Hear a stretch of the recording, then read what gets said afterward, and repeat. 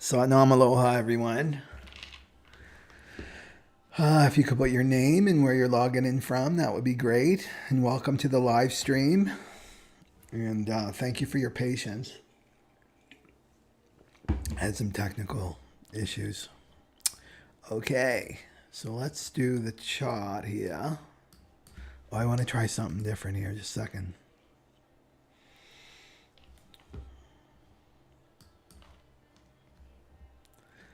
I hope you're doing well. The energy's been really intense the last, well, let's not kid ourselves. It's been intense for a while, but it's been really intense the last couple days. Okay, just want to try one thing here. Where is it? There we go.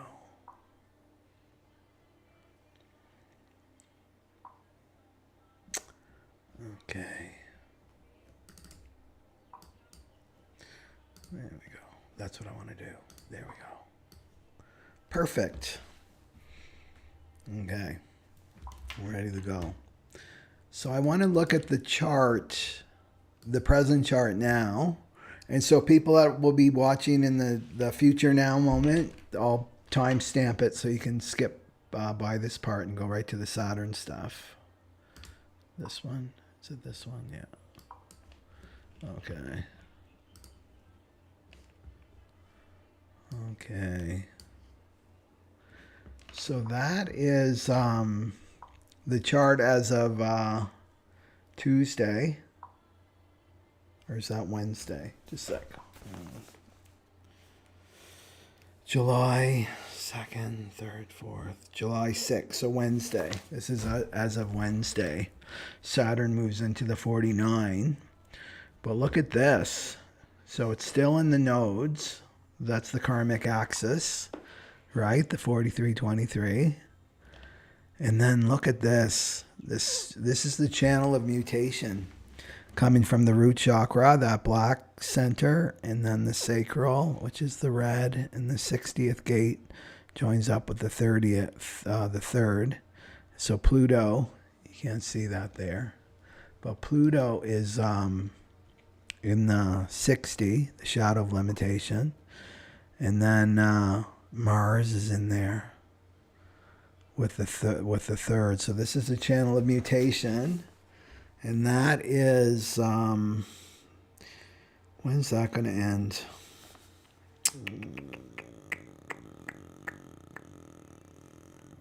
'39, Mars.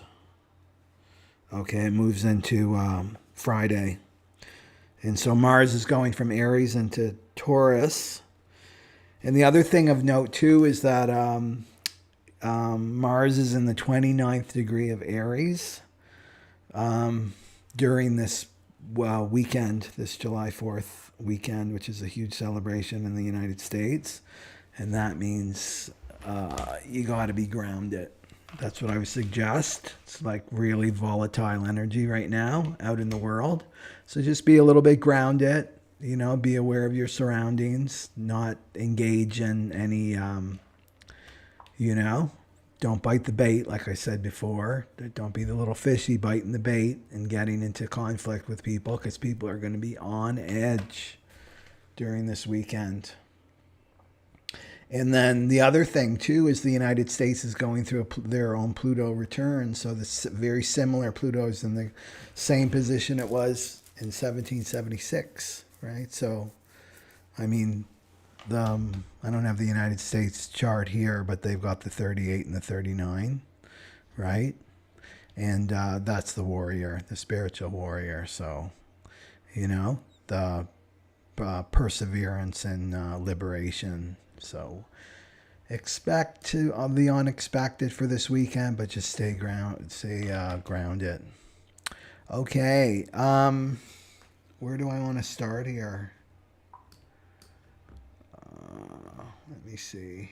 We'll go into Saturn. So Saturn is moving into the 49.6 as of Wednesday. So that's a big deal. So it's been in the 30th gate for a while. And that was all about getting in touch with our true desires, our soul desires. So you should have a sense of what you desire right now. Not you, the ego, but your soul, what your soul truly desires.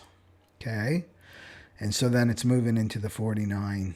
And it's going to be there until October, I believe. I have the dates on me.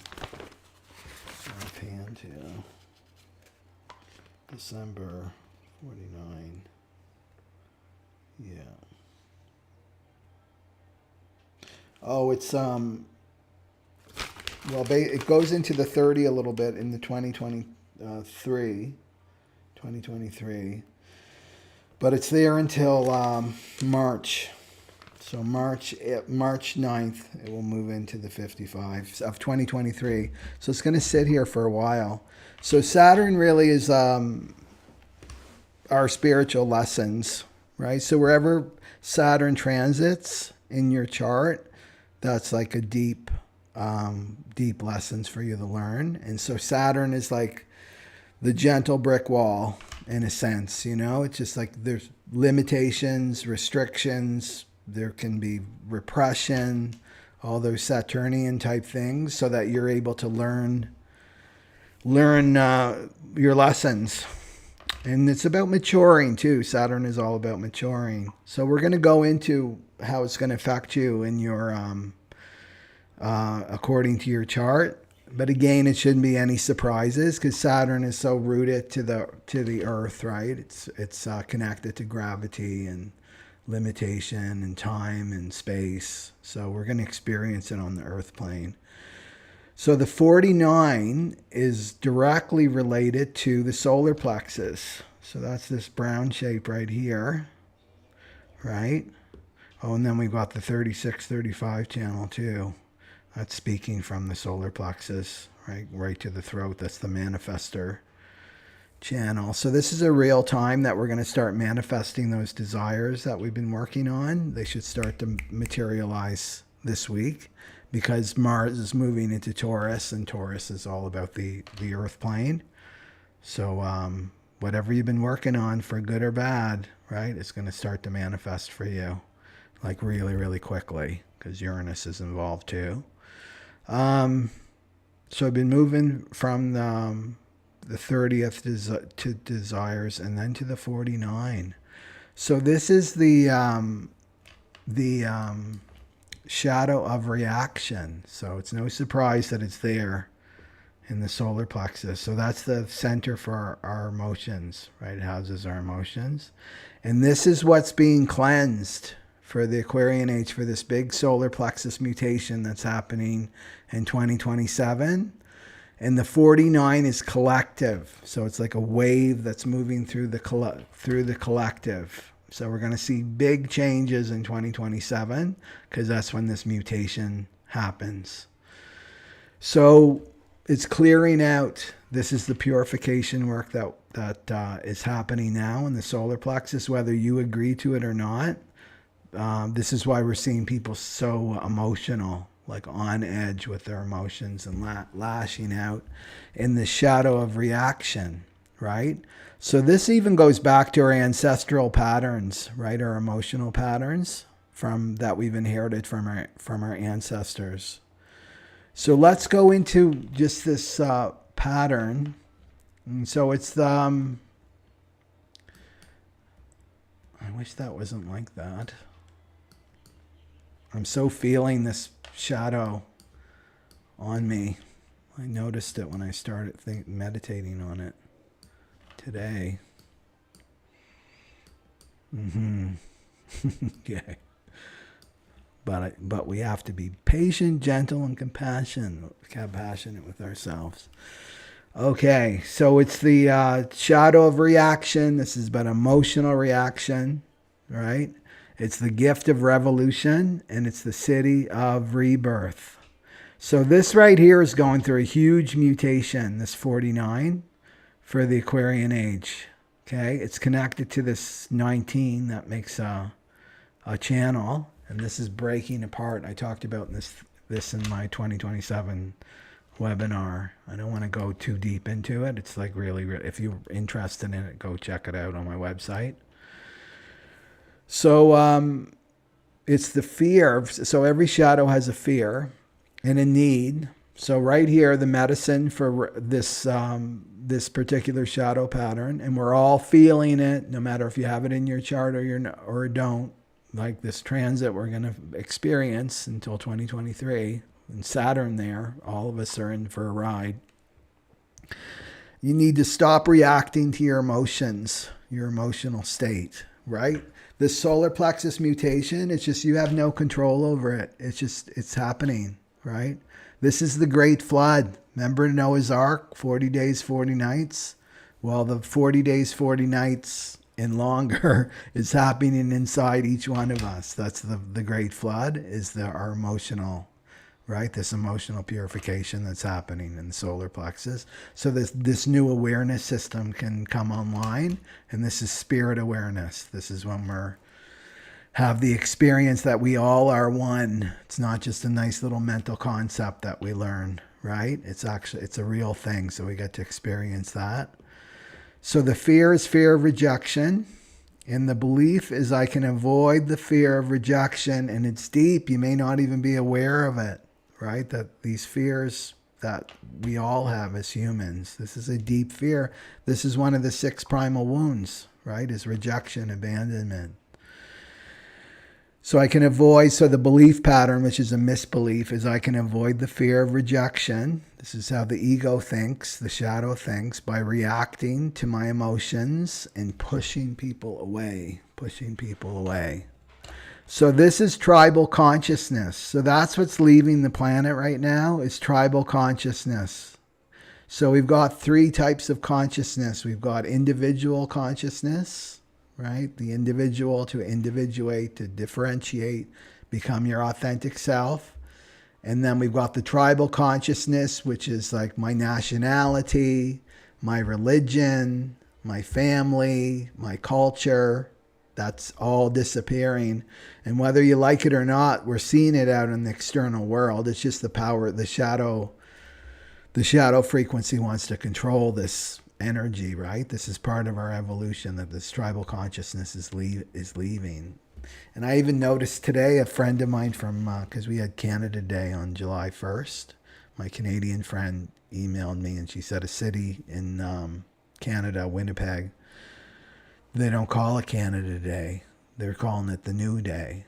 And then at Parliament, which is like our Washington, D.C., Canada's version of Washington, D.C., Ottawa, Canada, they got rid of all the Canadian flags, right? So it's already happening, right? But the lower frequency is like the one world government, right? But the higher frequency is like we're moving into collective consciousness. We're moving as one collective, which is true. We're one organism. That's what humanity is. We're a one organism, and we're coming into that unity consciousness. That's what it is. And people get afraid. It's like, I'm going to be a homogenized blob, and I'm just going to be like the Borg. And it's like, no, it's not like that. The higher frequency collective requires that you become your individual authentic self, and that we actually become more diverse as a species. That's the irony. We become more into unity consciousness, but at the same time, we're becoming more of our individual authentic self. Like, both are required right now, and tribal consciousness has to go, and a lot of these shadow patterns are connected to tribal consciousness, right? So the 49, like, let's look at this. The 49 was right here. So when you're in the shadow pattern, you're able to emotionally detach from that other person. Those people maybe have done it yourself. It's like your heart just shuts off, and it's like, boom, you're out of my life. It's the butcher. In human design, they call it the butcher, the 49. Bonds made and broken. I'm done with you. Slam the door, hatchet comes down, don't think about them ever again, right? This is, so these shadow patterns, these 64 shadow patterns, they actually served a purpose to keep our species alive. And this is so we could kill each other. This is how dark these shadow patterns go. So we could kill each other. This is about war. So when you're emotionally attached to someone, it's really difficult, or compassionate, difficult to murder someone. You couldn't murder someone, right? And this is killing animals too, right? To keep the species alive, we had to kill animals to survive. So this is what this shadow is. It's based in this, and it's being cleansed out of us. You don't have to do anything with this. It's just, it's happening. You just have to work with it, right? With this shadow. Yeah, so it's the butcher. So we're not going to be able to do that anymore, right? When the solar plexus mutation happens and the spirit awareness happens, like I talked about before, this is our new guardian angel. Because whatever we're doing to another person, we're going to feel it ourselves, right? We're going to feel it ourselves, like in the moment, in the exact moment. So it's like instant karma. So you can imagine, right? It's going to be really easy for humans to correct themselves, correct their behavior. You're not going to be able to get away with just shutting down your heart and rejecting people and being mean and cruel, right? Because you're going to feel it, right? It will come right back at you. The boomerang doesn't even have to move, you know? It's right there. So, where else did I want to go with this? So we have to embrace collective consciousness. So that's expanding our awareness, right? So when we're in that tribal consciousness, all we care about is me and my family, right? Me and my family and my nationality and my culture. So the more tribal we become in our awareness and our attitude, right? The more fear we have. It's actually, right? This is how this 49 works, is the more fear we get into, they're a threat. Those other people over there, they're a threat. They're different than me, right? And this keeps this conflict going, this reaction. So that's where that reaction, that emotional reaction is coming from, right? It's coming from these ancient shadow patterns. Okay. So embracing collective consciousness, we have to start thinking globally. I love that, acting locally, thinking globally. And that's already happening, right? 2027, there's going to be more and more and more people embracing this collective consciousness, but from a higher frequency, and also being their authentic selves. So when you integrate the shadow, not reacting to your emotional state, and rejecting anything at a low frequency is a revolutionary act. It's the gift of revolution. So revolution is to really, it's just a spiritual path. Like, what is low frequency? What's not serving me any longer? What behaviors aren't serving me any longer? What people are not aligned with me any longer, right? So that's what you reject, is not necessarily people, right? Because the shadow is where's the other? These emotions. So this is the emotional triggers. This is from the Osho Zen deck. I love these images. So you can see him, he's like fully on armored, right? And this is our emotional armor. If you have shoulder problems and tightness, like the back there, in the back of your heart chakra, that's a sign you got this armor on, this emotional armor. You can feel it. It feels uncomfortable. Well, that's not physical pain, because people get into that mindset of, well, it's physical. I just need a massage and it'll get rid of it. No. It's emotional. It doesn't go away until you have a big cry, right? And take that armor off. That's how you take the armor off, is doing your emotional work, right? And crying. That's the side effect of it. And feeling it, right? Feeling it. My heart's closed down. So you can see him, right? He's got all these detonators on him, right? And this is like anybody that comes near those buttons gets it, right? This reaction, that's the emotional reaction. So what happens if we go back to worm tongue, the ego? It's a good idea, like, to identify your ego and name it, because a lot of people confuse. They think that they're their ego, right? You got to say, oh, Mr. Wormtongue is trying to talk to me today, And that distances yourself so that you become the awareness. because that's what you are. This is what you want to go for. You want to be expanding your awareness. And then you get to see these emotional patterns. Then you get to see the ego, right, at work, how these shadow patterns are working through you and how this ego is working through you. So what happens, say you get triggered, somebody comes too close, because that's how the trigger comes. Somebody's coming too close to me. You know, not, well, maybe figuratively and literally coming too close, but too emotionally close to you. Well, out comes this, right? So the trigger happens, the emotional trigger, like, so the emotions come up, usually anger, and then worm tongue gets in there, like immediately. If you do not have this as your buffer, you have no awareness, you're ruled by your emotional state, and then worm tongue's right there, right? And he's channeling, you're like the channeler of worm tongue. You're just channeling out whatever he's telling you. And you don't even know that that's not you, right?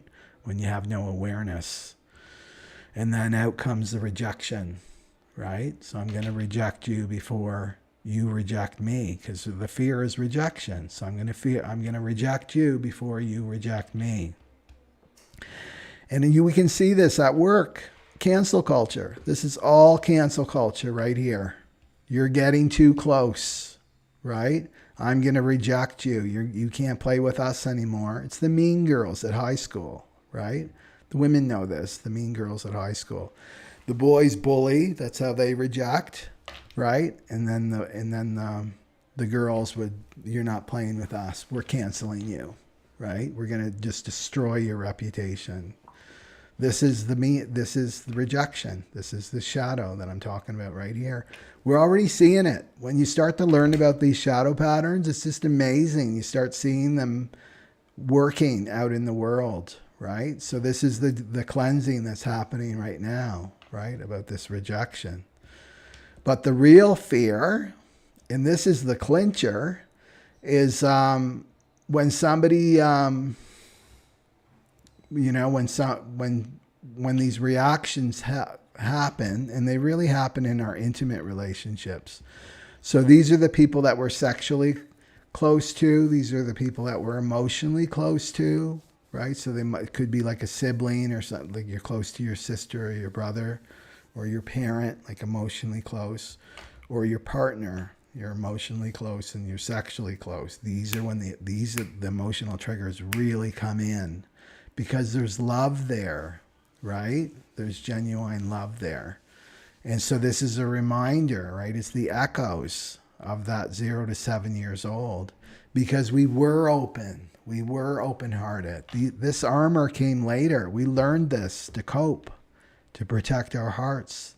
We weren't born like this. We weren't born with this kind of armor on us, right? Coming into the world, we're open.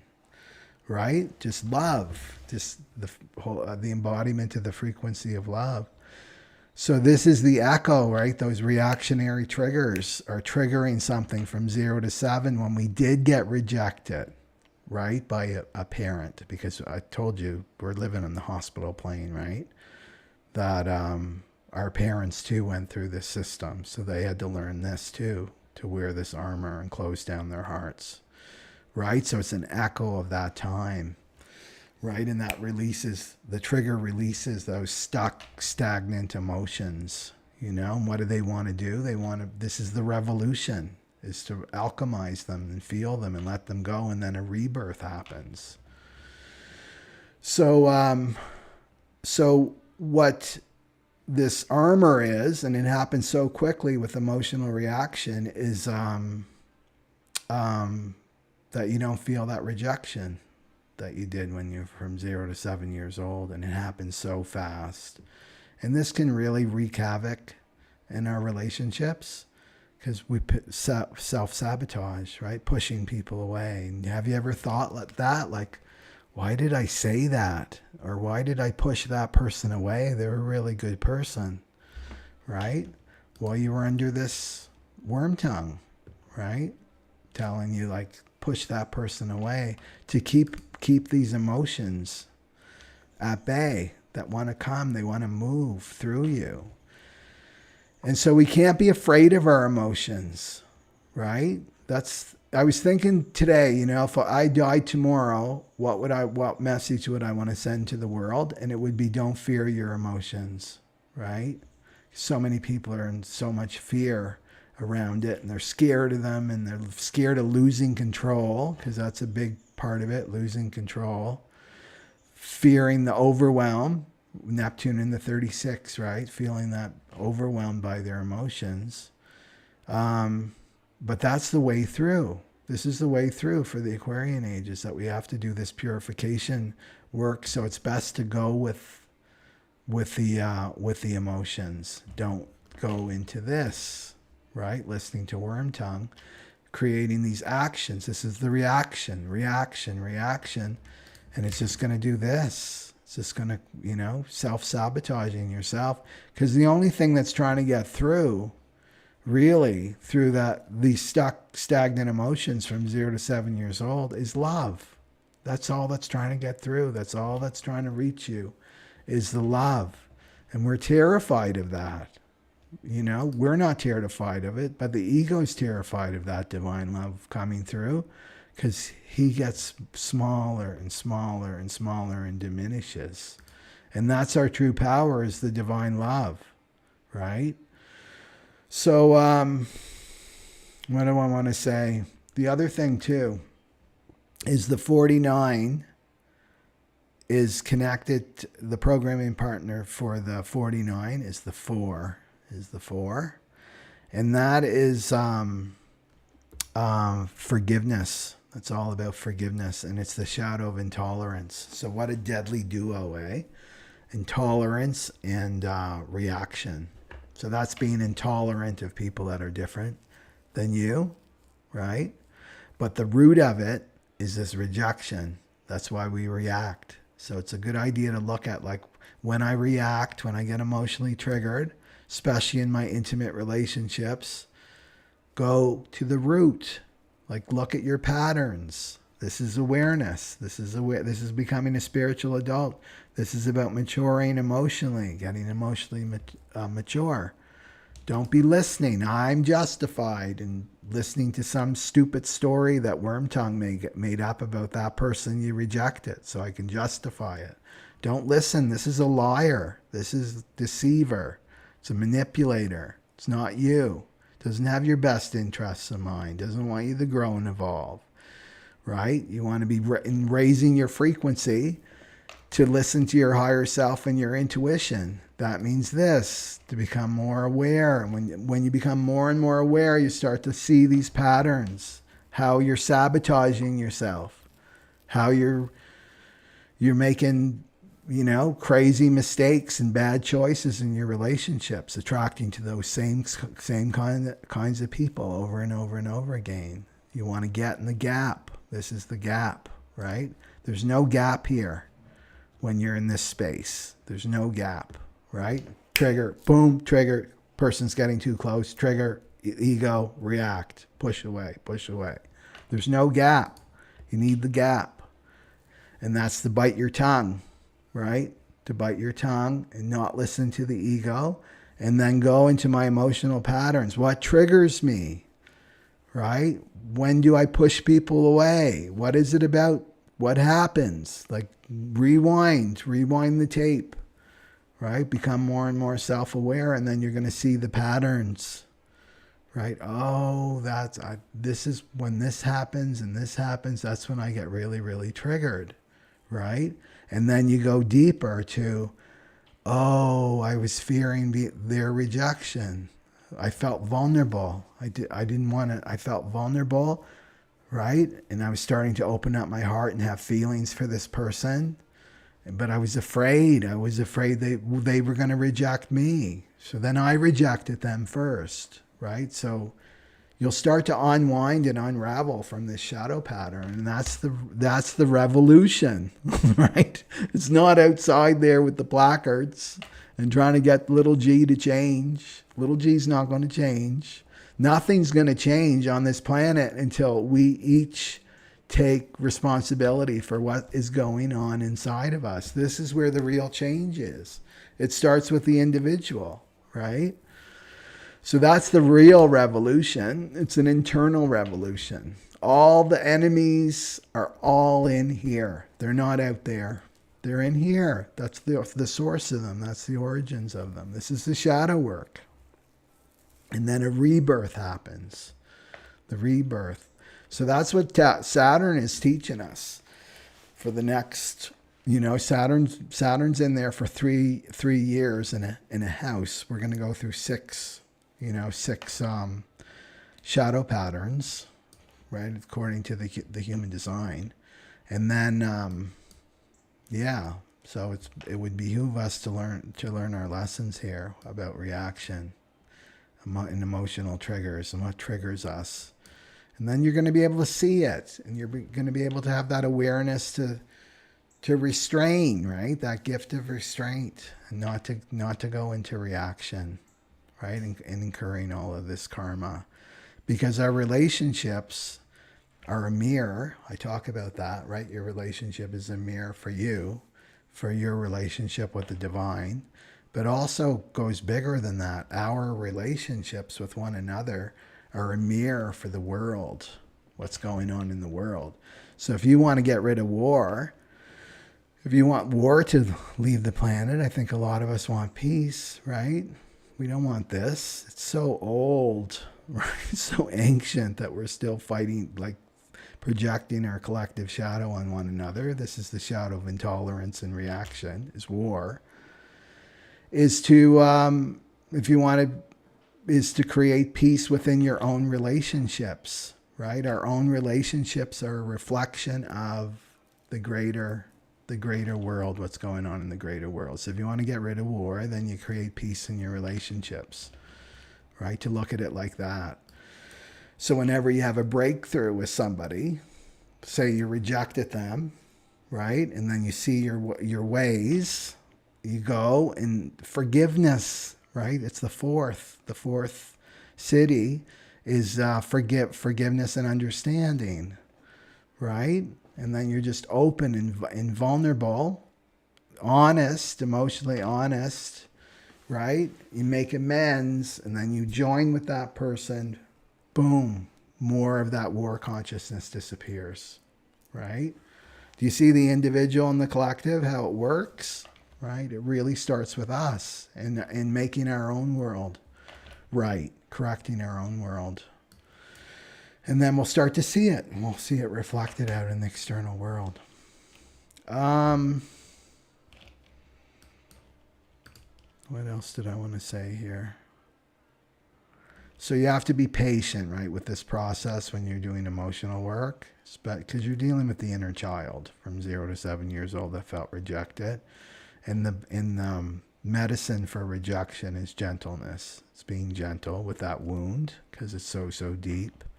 So being patient with yourself, gentle and compassionate with yourself, and then you can extend that to other people, right? And then resolving conflicts using your goodwill towards all creatures. And really with anger and reaction, it's like I talked about before, it's really a misunderstanding. Most times it's a misunderstanding. Right? You're not understanding what is going on. You don't know the whole picture. You don't know what's going on with that person. And the ego wants to, create stories about it. They're doing this to you, and they're trying to deceive you and manipulate you. It's exactly what the ego is doing to you, right? And so you project it onto another person, and then you reject, right? But the wound is, I'm fearing that person's going to reject me, so I'm going to reject them first. And then allowing people to get close. There's no loners anymore for the Aquarian age. That's not going to work, being the lone wolf. It's unity consciousness, And I know that's a tough pill for the empaths and the introverts to swallow, but we have to start connecting with one another, right, for the Aquarian age. And start with our own tribe.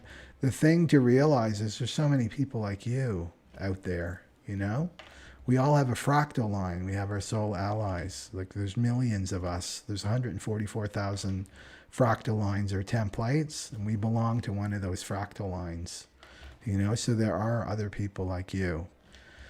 We just have to be starting to send out the right frequency, right? So that we attract those people in and not our karma mates, not the karma people. We're getting done with the karma. This is the solar plexus mutation, getting rid of the karmic relationships. Okay, let me see the comments. And there we go. Okay. Satnam, Gretchen, and Robert.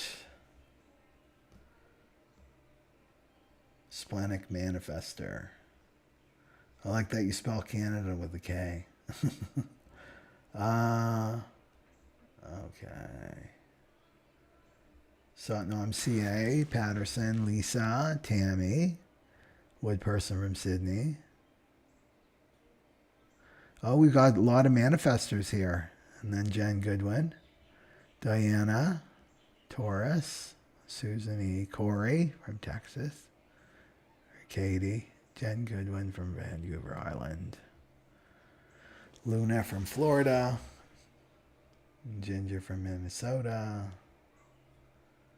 Okay. Yeah, Corey says very intense. Yeah, physical symptoms, fatigue, pains in the body, ringing in the ear.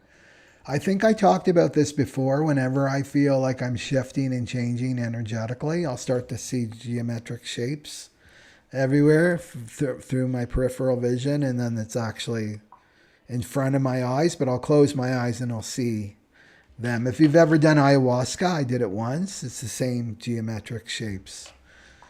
Anyway, it used to just happen maybe once a year, but now it's like in this last week, it's like happened 2 or 3 times just this week. So the energy is really, really intense. I don't pay it no mind, you know, it's just part of my process, and then it just goes away. It will just be there for a couple hours and then it goes away. But these crazy shapes and colors and and the ringing in the air. So those, what I'm saying to Corey, that those are all, part of the what's going on, right? There's so much going on in our bodies right now. And ringing in the ears, I've had that too. And pains in the body. But if you don't create a story, like don't let your ego create a story about it, it will work itself out. You know, and you'll know, your intuition will know if you've got to go, if it's like a serious medical issue. I've been getting headaches, and I never get headaches, Jen. So, so the gentleness, patience, up the self-care, right? More water, that's going to really help. Water really, really helps. Like the other day, I had an Epsom salt bath, and that so helped. Just a simple thing like Epsom salt bath, or go near the ocean. Okay. Karen from New York. Big rain in New York. Yeah, they're getting some cleansing there. So people are exhausted, it sounds. Texas. Yeah. This is the Phoenix. That's right. This is the rebirth. That's the image that I chose for that. And the 4 and the 9 and the 4 make 13, and 13 in the tarot deck is death. Right? That's all. It's not like a literal death, but it's the transformation. That's what this 49 is about. It's about a rebirth, transforming. And we transform through the emotional body, through alchemizing those emotions. Good dreams. Okay. Oh, that's a good question. Jen Goodwin is asking, Michael, how would that evolution affect people who have tribal and collective channels only? Yeah, because I only have individual channels, like 2 individual channels. How would that affect people with tribal and collective channels only? I just feel that you're just part of the mutation, Jen, and it depends what channels they are. I mean, if they're the big kahuna ones that come off the solar plexus, right? Like the 39 or the 3955, I have that one. That's individual circuitry. But these other big ones, you're going to really, really feel it. You know, we all have our, and there's no good or bad, right? People get into this good or bad. That's the other part of this shadow, the 49. We're all good. My religion's all good. They're all evil, right? My culture, my country's good. That country over there is all evil. We're seeing this. This is how they manufacture war. They're the evil ones.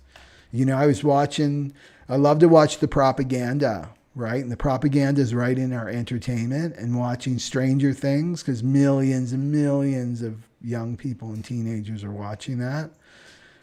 They had like crazy Russian enemies. It was all about Russia and how horrible they were, and the accents and all this. And when I was a teenager, it was the Germans. The Germans were the bad guys. So they choose. And it's like, oh, this is how the programming works. It starts right there, right? Then you start to fear. So, oh, they've got a Russian accent. I'm fearing them. And it's in the subconscious. And out comes this shadow, this 49th shadow, you know?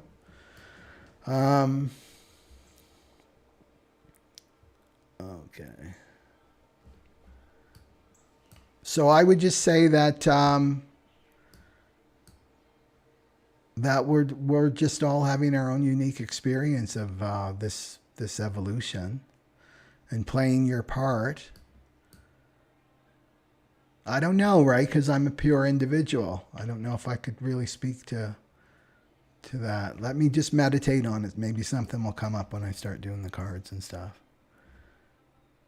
Oh, Tammy Horton. Interesting. My son has the 49 and I the 19. Oh, you've got an electromagnetic, it's called. See the shadow of the butcher as a self-sabotage archetype, to cut others off before getting hurt. Beat them to the chase. That's right. Yeah. Yeah, it's really interesting to see it in action. But all it takes is that awareness, right, of what your dynamic is, and to feel it, right? People don't want to feel vulnerable.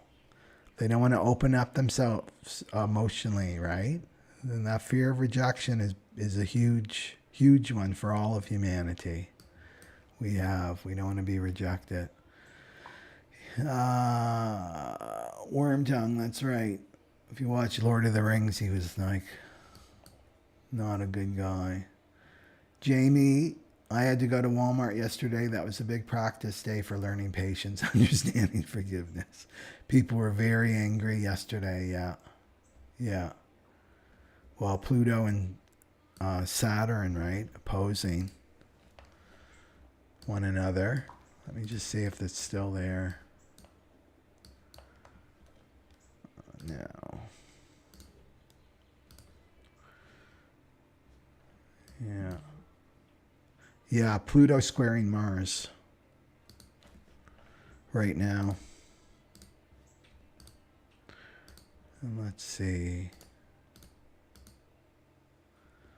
And then it's off tomorrow. Yeah. But it's been there, Pluto squaring.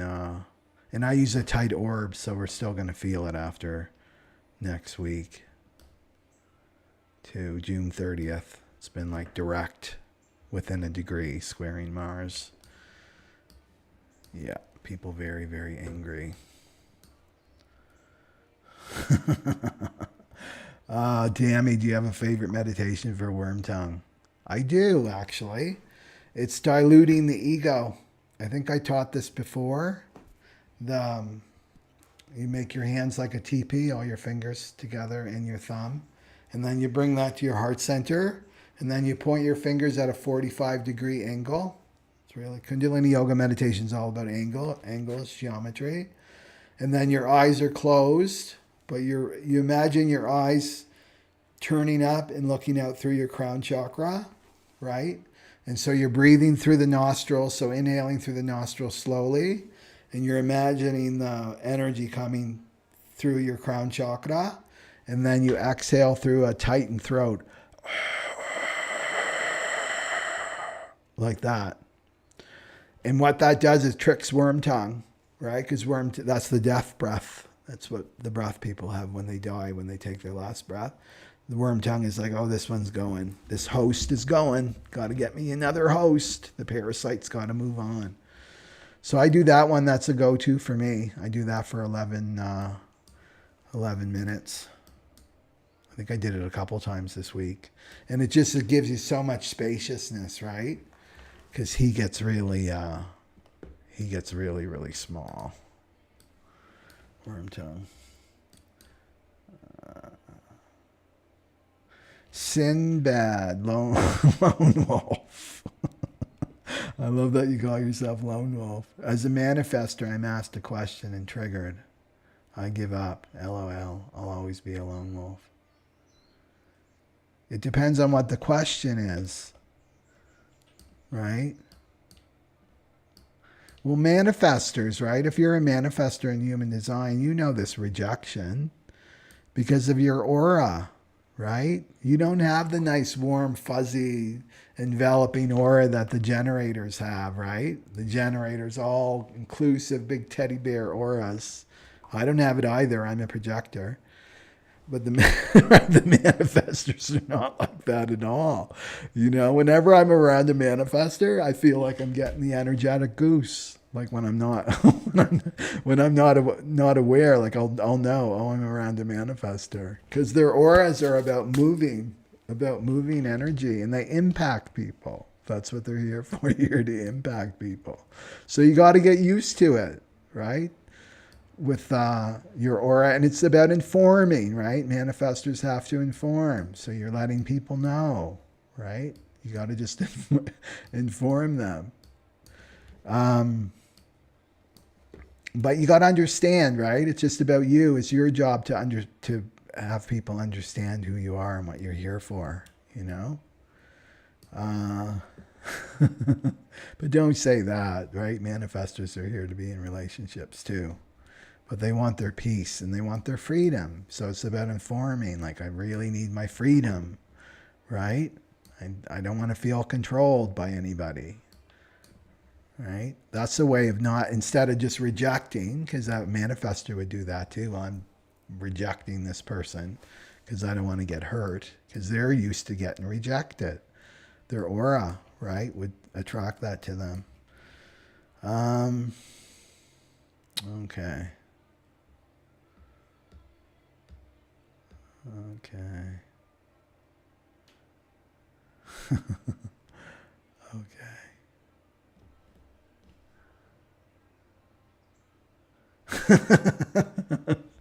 Jen Goodwin. I had a landlady who was a manifestor, and I could feel her, coming home, and it would literally push me out of the house. Yeah.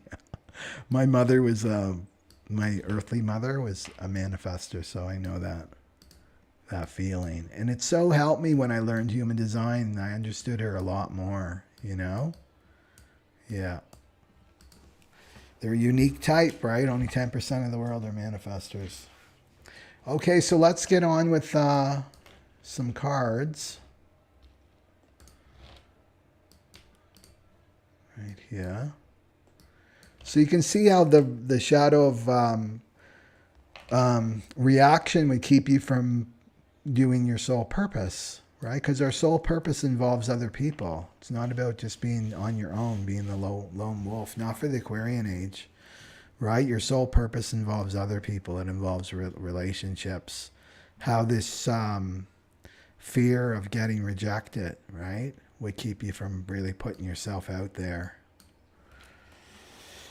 Okay. Let me just get this. And so the collective is in the first house. So if we go to the collective,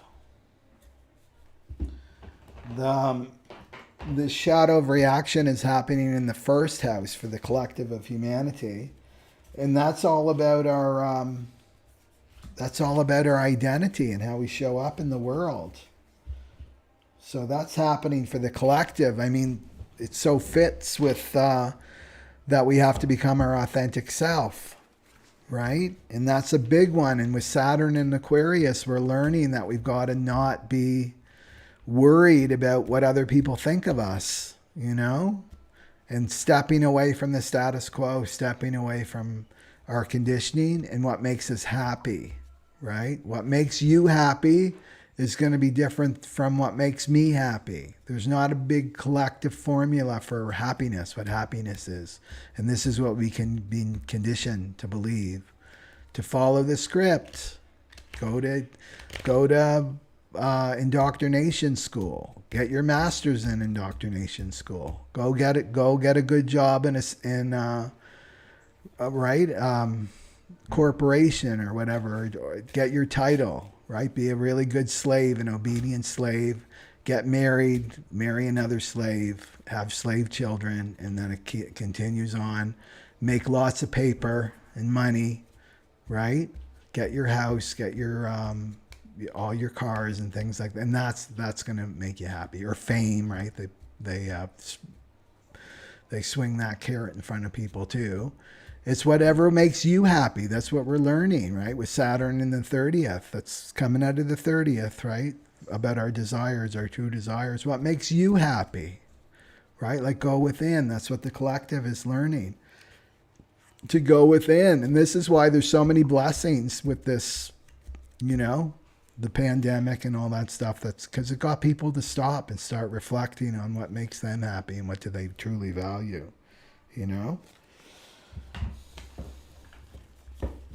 And getting over that fear of being rejected. So the problem, like I said, is not other people rejecting you, because other people will reject you, is when you reject yourself, right? That's when it becomes a problem. When you reject that part of you that's authentic and real to you and that wants true happiness, that doesn't want to be chasing a dollar, right? Chasing the things that society and your parents told you to chase, right? You don't want to be rejecting that authentic self, and we're not going to be able to do that much longer anyway, because it's not real. What's not real in us, that's inauthentic to us, it's not real. It's going to just go by the wayside. This is a huge cleansing, this purification that's happening.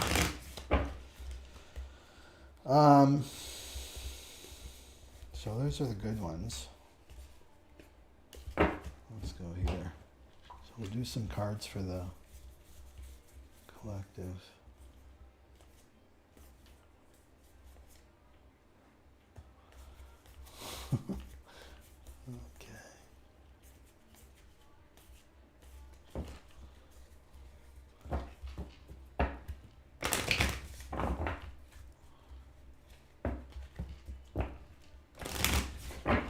Okay, what's the collective need to hear for rejecting the fear of being rejected, their whole self being rejected?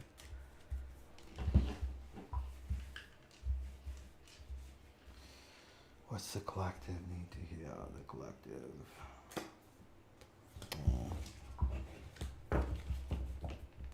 We'll do that. So the collective got a broken heart. And where does that broken heart originate from?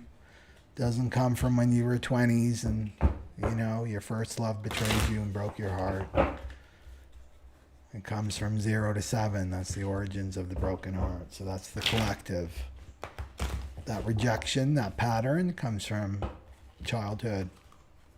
And this is the alcohol that I talked about, right? Why people drink alcohol is they're trying to heal, take away that pain of a broken heart.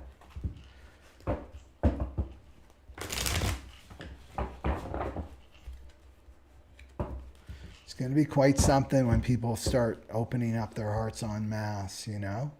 Just thinking of that today. Such a sweet world that we're going to live in. I really feel that, you know? That this new Aquarian age is real.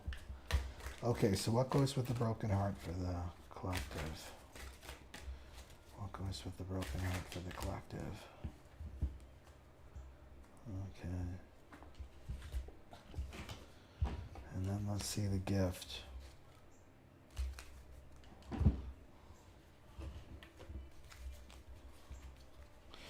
So with the tarot, it's the Knight of Swords. So it's that guy, or a woman. It could be a woman too. Can't tell. On a motorcycle with a motorcycle helmet. And this is about thinking, fast thinking, action.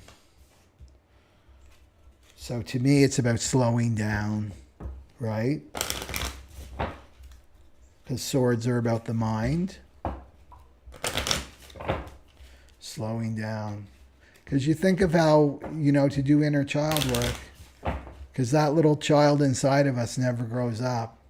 With a little child, you're patient, right? You have to be patient and compassionate. So we have to approach our hearts like that. Being patient. We don't need this, the Knight of Swords energy. Come on, let's go. We got things to do here. This is the old way from the Piscean age. What's the gift? What's the gift? Oh. Interesting. I want to grab that too because it was there. That's only fair enough. So the collective, it's happening in the first house, and that's the ego. And what do we have there is ego death. Ego death. So this is this guy, worm tongue. Right? Yeah. So the broken heart.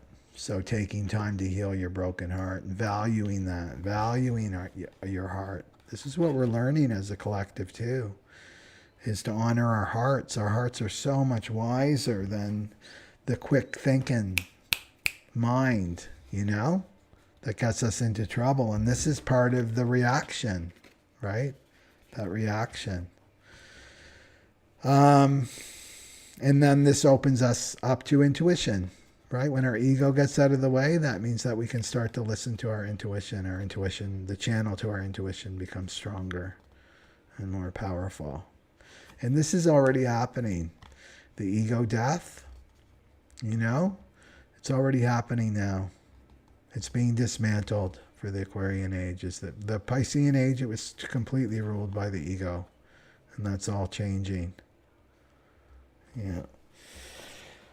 Okay.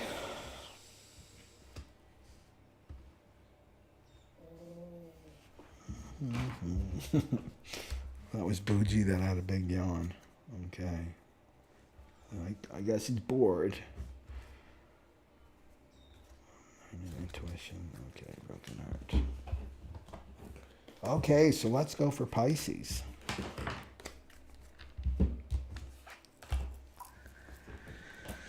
Let's go for Pisces. I'm going to overlay.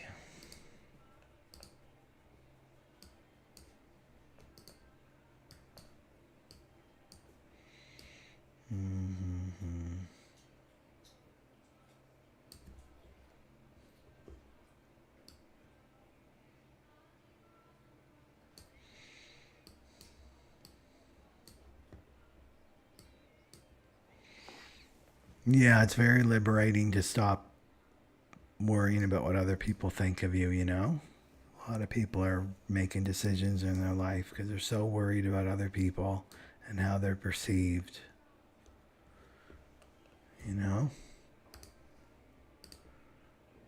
Okay. Okay. So let's go for Pisces here. And we'll go up here. So Pisces also take note to look at the Aquarius and Aries too. So it depends on what degree you are in your ascendant. That one of those may apply to you more than the Pisces. So just take note of that. And so this is in your 12th house. In your 12th house. So this can be what you're going to be experiencing is the fear, because Saturn is fear, right? Fear of rejection. So fear of losing control if it's in the 12th house. Fear of being alone, right? That can come up too for you. But it's also teaching you to become strong in yourself, right? Strong in your aloneness, becoming a community of one, right? So it can bring up fears of being rejected by society, right? Because the 12th house is all about solitude and getting good with yourself, right? For Pisces, to be okay in your own solitude. So you may have experienced that for the last little while until 2023 is becoming more isolated from people, friends disappearing, things like that. It's because the divine wants you to be really, really connected, right? Connected to your intuition, getting stronger in your intuition, stronger in your faith, right? And facing those fears of being alone.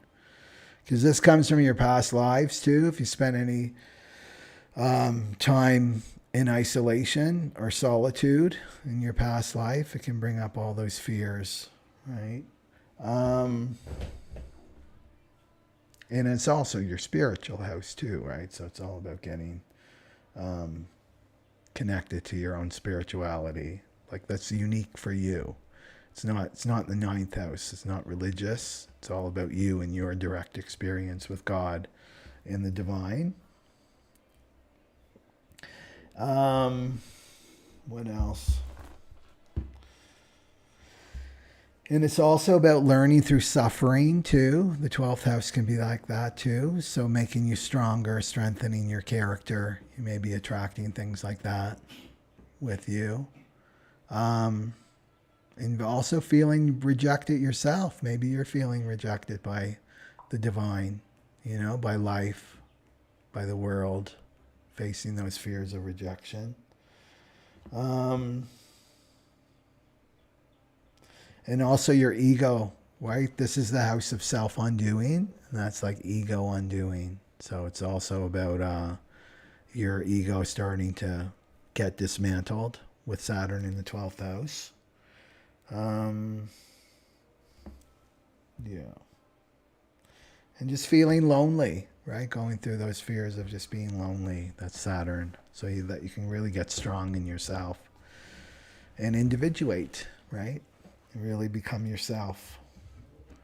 And there's a lot of, I'm thinking of my own experience, right? Like still am in a period of solitude, but it's made me so much stronger because you really get to know your own frequency and who you are so that you don't get lost, in the crowd when you do re-enter and come out of that hermit stage again.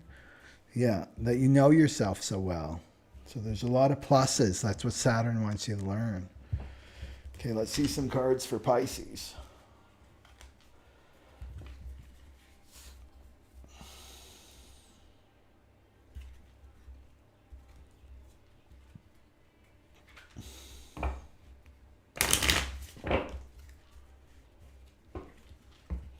And it's also about getting your spiritual house in order, in the 12th house.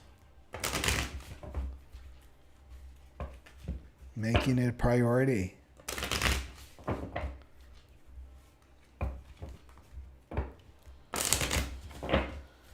Okay.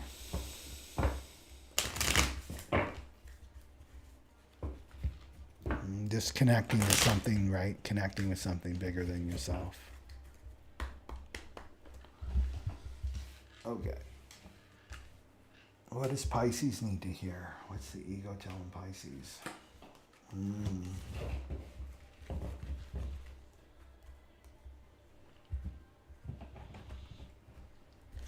So you got the victim card.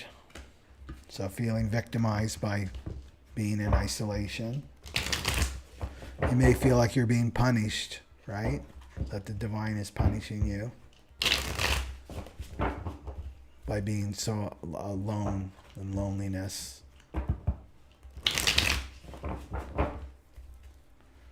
But you've got to take it empowering, right? None of us are victims.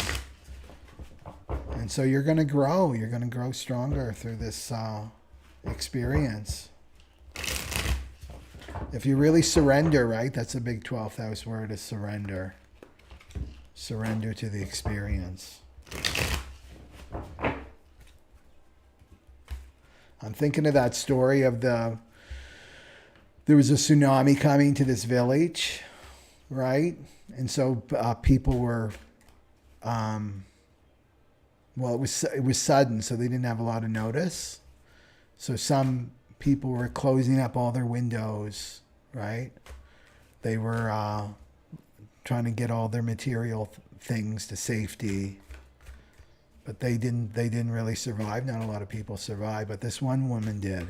And they asked her, how did you survive with the tsunami coming? What did you do? And she said, well, I got on the roof. I got on my roof of my house, and the wave was coming, and I just went with the wave. Right? I surrendered to the wave, and she survived. And that's a good metaphor for this energy, right? With 12th house energy. This energy in general, this is for everybody too, is to go with it. Go with the energy. Go with the flow. Where it's taking you. Don't fight it and resist it. Right? This is very transformational for Pisces to have that in the 12th house. And what goes with that? This one here. Yeah. So you got the Temperance card. And it's major arcana. So that's 14.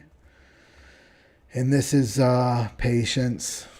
Patience, patience, patience. Having patience with yourself. Not listening to the ego, right? Worm tongue. Worm tongue is not Mr. Patience. He's very impatient.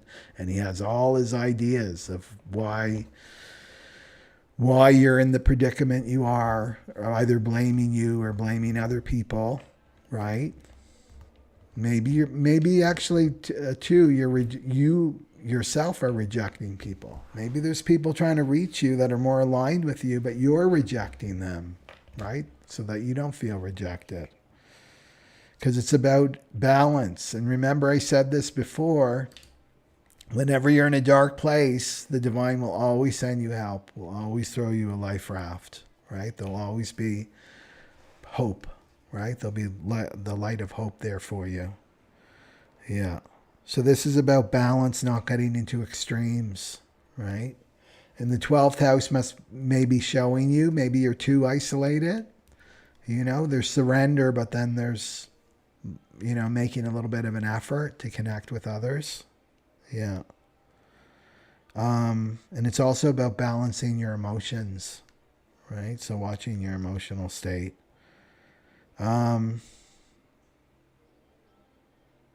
What was I going to say about that with emotions? This is angel energy too, right? Temperance is angel energy. So this is divine help. Because it's a major arcana, so it's like major divine energy is there for you. If you just surrender and not listen to the ego, start listening to your intuition and your divine guidance, that this could be a really profound time for you. You know, when you look back sometimes at your life and the things that you've gone through, and that you start to have gratitude, like, oh, I didn't appreciate that time that I had. I was so supported in many, many ways to go within. You know, I had all this luxury of time and, you know, and I was being materially supported to do this work. Yeah. What I'm really seeing for Pisces is balancing your emotions, doing this emotional work. Like finally facing it, you know? This is past life dynamics of this rejection pattern. That's what I see. And let's see what the gift is here. Not to go into victim. And we have to remember that too, right? Our higher self is in charge. Our higher self is in charge of all of this. And you've agreed to it before you were incarnated. And sometimes we need divine intervention, you know. The divine's got to step in. Okay, she's not listening. She's not listening to her intuition or her guidance. It's time to step in, right? So something will happen where you're kind of, this is Saturn, right? It's the father. It's Saturn. It's like the high frequency of Saturn is that father, you know, the little toddler's running out towards the traffic. The father's not, oh, please come, like come over to my side. No, the father runs and grabs that baby's arm and rips it, right? And gets that baby to safety. Sometimes Saturn can feel like that. And you can feel victimized by it, but you've got to see the bigger picture, right? Sometimes there needs to be divine intervention when you're not listening, and that it's all a gift, right? It's a gift in the end. Okay, what's the gift for Pisces? What's the gift for Pisces? Okay. Well, that's interesting. Oh, it fits with the self-undoing too. So this is about letting that ego go, right? The ego that's attached to this victim, right? That feels victimized by people in your life, that they're doing something to you, or feeling victimized by the divine's doing something to me. This is about self-importance, which I just talked about that in the last video. That's the gift, right? Is to let go of your roles. This 12th house is like undoing like all of your ego identifications, whatever they are. Like you're the Pisces, I see you sow the phoenix, right? Pisces is the phoenix rising from the flames. You're that caterpillar in the cocoon, and you're coming out. You're coming out now as the butterfly. And so this is saying to let go of the victim and knowing that you have nothing to defend. Let everything go. Every role, every identification, your material things, just throw it all off the table, right? You're the phoenix, the rebirth. You're being rebirthed. That's what I see with the 12th house. The 12th house is a completion. It's a completion stage for Pisces, right? So whatever your ego is trying to defend, right? That's showing you where you're identified, and that's where you have to let go. Let go of all your self-importance, right? And then when that happens, the victim goes. The victim always needs a problem. The victim needs something to defend, right? Just let all that go. Wherever you're feeling rejected, where you're rejecting other people, right? Look at that area. That's good. Is there anything else there for... And maybe not rejecting your spiritual self or the experience that you're in. Don't reject that. And letting go of your fear of being judged as that you're a spiritual person. Pisces are spiritual anyway, right? Pisces is the natural ruler of the 12th house. Yeah. Okay.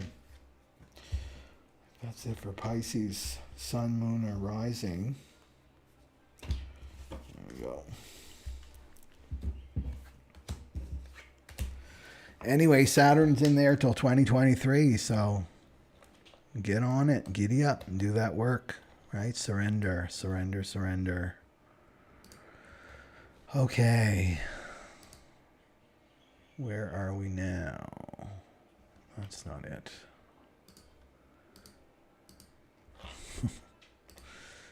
Let's see, window.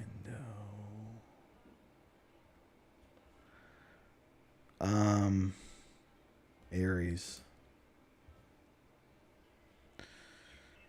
Aries.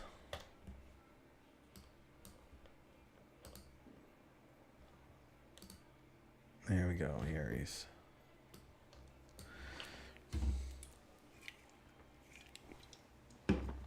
Aries the ram. Aries the ram.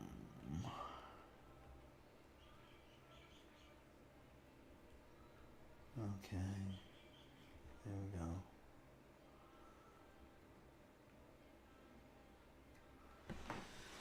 Okay.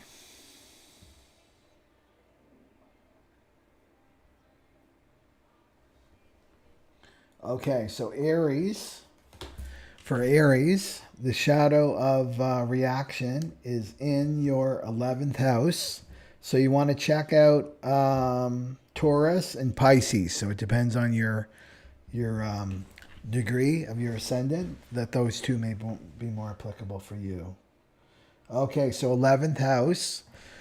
So Saturn in the shadow of reaction, this is calling you to be honest in your relationships right? In your friendships, your networks. The 11th house is your networks. And to value, Aries has to value loyalty and true friendship, like your true friends. And really working on your friendship, actually. In the Aquarian age, remember too, like that's the archetype of friend is definitely part of the Aquarian age. All relationships are going to be, the foundation will be on friendship. Aries has to watch too about bossy. Aries can be very, very bossy, right? And react with their friends, right? So bossing around friends. So it's teaching you about friendship, and it's teaching you about not reacting to your friends, right? Are other people reacting to you? Because it can work both ways. Or are you reacting to your friendship? And to explore the areas where you may feel rejected. If anybody's going to be really impacted by this reaction and like it's instinctual, it would be Aries, right? Aries as an archetype is very instinctual anyway. Okay, so some kind of rebirth is happening to you as a friend, right? Saturn is teaching you to become a better friend and to value your friends. Maybe not be so bossy with your friends. Let's see what the card is for.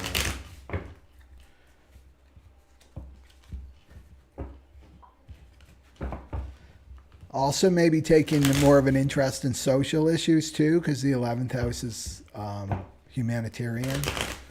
Maybe some of the groups that you're belonging to. Saturn may be calling you to go to some of these groups. A cause, right, that you care about, that you'll meet friends there. Because there can be a delay, right? Saturn delays things. So it can delay, like, friends, true friends coming into your life, new friends. Okay. Okay.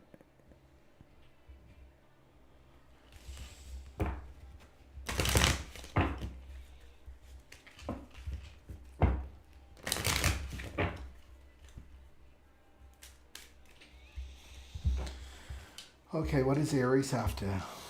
What does Aries have to see?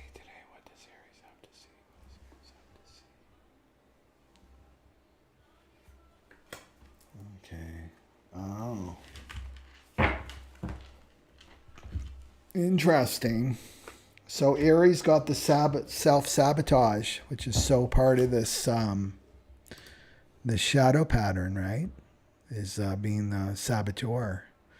It's rejecting people before they reject you, right? So reacting to your emotions because you fear getting hurt. You fear being vulnerable. You fear somebody's rejecting you, a friend, right? So this is a self-destructive pattern that's probably followed you in your friendships, Aries, Sun, Moon, or Rising. So how the mind works with the self-sabotage is one part of your mind is like, oh, I'm so bummed out. You know, this friend rejected me, or I rejected this friend. But another part of your mind's gleeful, right? Another part of your mind's really, really happy. Good riddance, right, for that friend. Trying to protect you from that hurt, right? So you want to look at your actions. Like, go back, take self-responsibility. It's like, how did I create this dynamic? Especially if it's a pattern, an ongoing pattern, right? Oh. So you got the Seven of Swords. You can see her with the long lion nose, like Pinocchio. So this is betrayal, deceptions and lies, acting strategically, wearing a mask. So that's saying that you're not being honest with your friends, right? And so you may say, well, Michael, it's them. They're the ones lying to me. They're the ones that are in deceit. They betrayed me. Well, it takes two, right? If you're attracting that into your life, it means somehow you're betraying yourself. Somehow you're deceiving and lying to yourself. Because we can lie to ourselves, right? Maybe lying about how that you're not hurt. You know, oh, wasn't that bad, right? It's not that bad. That wasn't sour grapes, right? The fox jumping for the grapes and can't reach the grapes, and suddenly says, "Oh, well, they're probably sour," and he walks away. They're probably sour anyway. So there could be that dynamic too. Sabotaging yourself, and then one part of your mind saying, "Well, yeah, I didn't really want them in my life anyway." Not doing the work. These patterns follow us until we do the work, and the work is the feeling it, right? Feeling the heart and the hurt of being rejected. So that's what I would say would be like, take the mask off and start to really be honest and vulnerable. And that starts with yourself, right? Being honest with yourself. Yeah. And even feeling that hurt, like say, yeah, that people have betrayed you and they have lied to you. They're not who they thought you were, or you didn't think they were who you thought they were. In the 11th house, right? It's all about feeling. Remember that with emotional work, it's about the messengers. They're just messengers. They're coming to help you purify your emotional body. They may not be aware of what they're doing, right? Maybe they just enter your life for a time, but it's all about clearing. It's a clearing house, right? For the solar plexus now. Yeah. But it's really telling me it's like to look at yourself, your own hand, and how you're playing a part about pushing your friends away by not acting in an authentic way. Yeah. To take responsibility. Okay, let's see what gift is for Aries.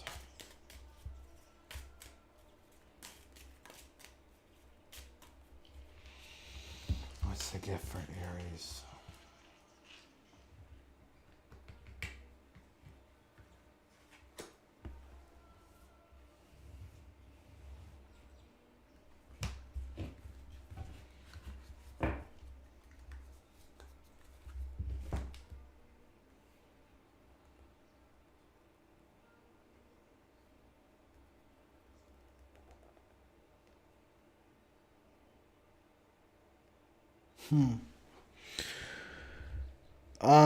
I don't know how this card got in here, but because it doesn't really belong here, but I'll just talk about it because it's all about these friends.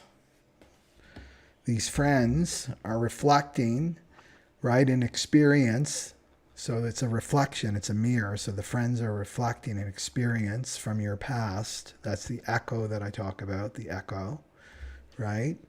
So something happened in the past, go to 0 to 7 with this wound of rejection.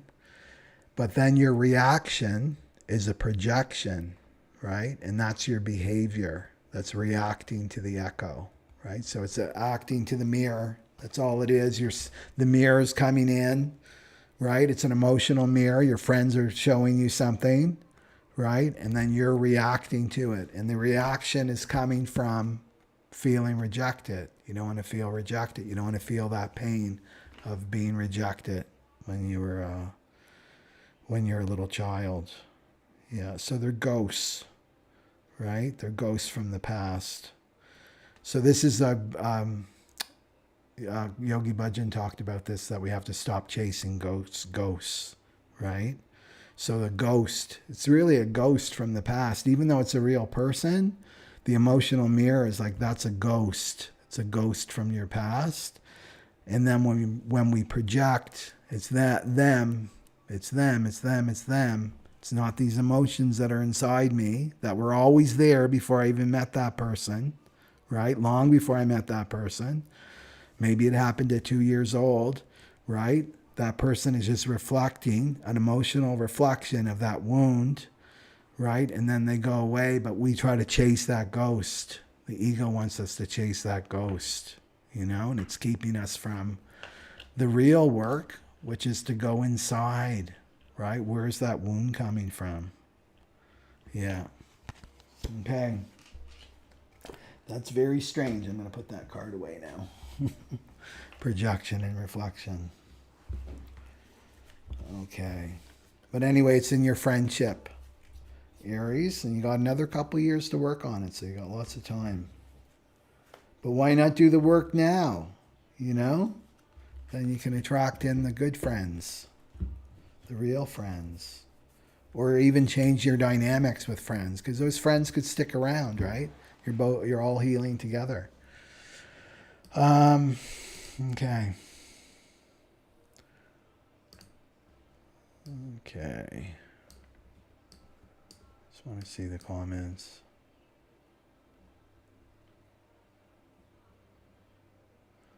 Yeah. Okay, so Taurus. The bulls. What's going on for the bulls? That is going to be in your 12, 11, 10th house, right? 12, 11, 10. 10th house. Your career and your soul purpose. Yeah. Okay. So this is with Saturn in the 10th house here. It's making you more focused on your career, more focused on your soul purpose, more consistent, right? More serious about it. Leadership. It's bringing up leadership qualities in you. It's maturing, right? You're maturing. You're becoming more of a leader. Teaching you patience, teaching you professionalism. And Saturn demands, right? Saturn is the natural ruler of the 10th house, right? It's Capricorn. So it's about your reputation too. So you may have extra responsibilities like in your work and things like that.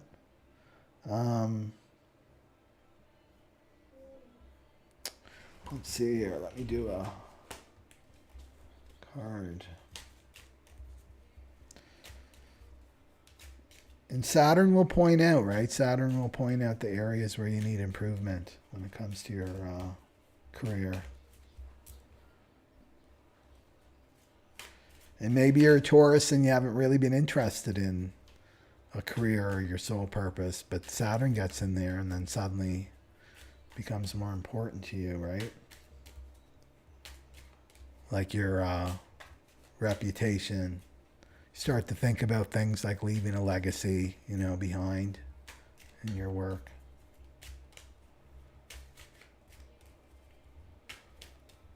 Okay.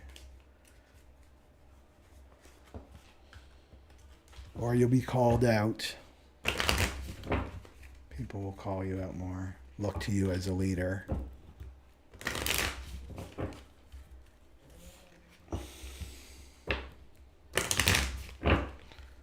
So the shadow of rejection, you could feel rejected in that area of your life.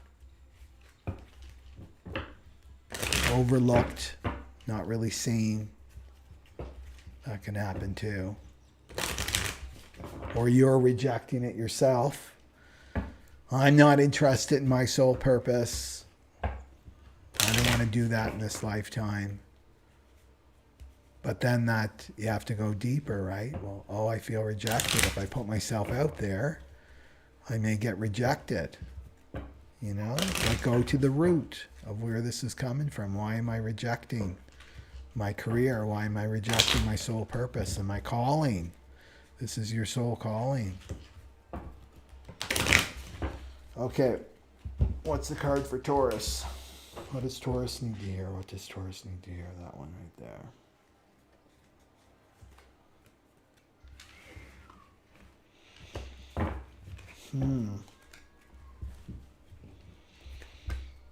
So it's the holding on card. So the ego is telling you to hold on. The ego is telling you to hold on. So this is about a person. You're holding on to a person. So this could be your child, holding on to your child, holding on to an old partner, an old relationship that's not serving you anymore. And it's like you're making that person into an addiction, right? That they're your savior. They're the ones that are going to make you happy. And this is avoiding, right? You're avoiding the present moment. You're avoiding answering the call, your soul's call. Yeah. And it could be somebody that's gone already, you know? That could happen too with this. Yeah.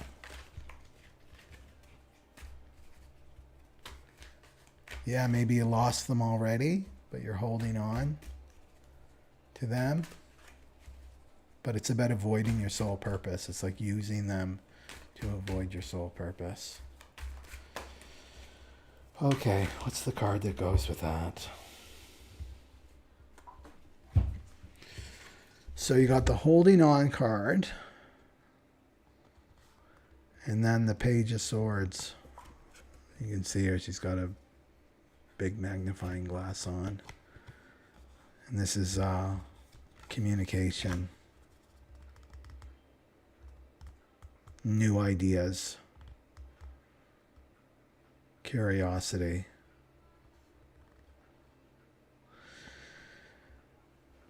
It's really saying to take in terms of your soul purpose, because Saturn can make things so heavy, you know, that and serious about your soul purpose and your destiny, you know, because it's Saturn's house too, is to bring more youthful energy. You're maturing, but it doesn't mean that you have to be like super serious, you know, that it's saying to approach it kind of in a playful way. Pages are very youthful, having curiosity of like, oh, my soul is calling me to do this, to start a new business, right? Or it's calling me to do to work on this project over here.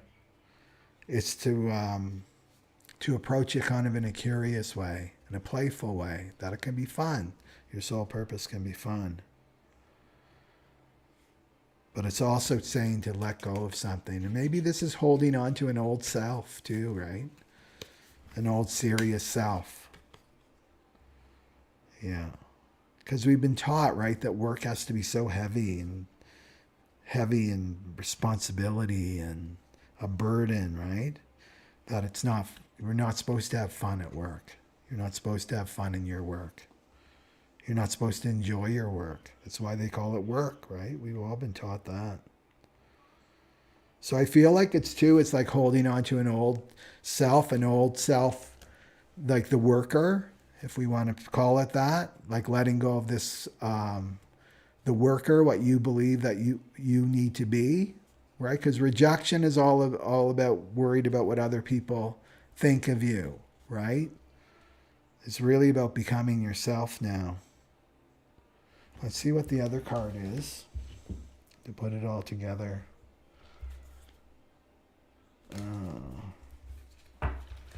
Holding on. It's holding on to old ways of doing things, too. You have to start embracing the new for the Aquarian age.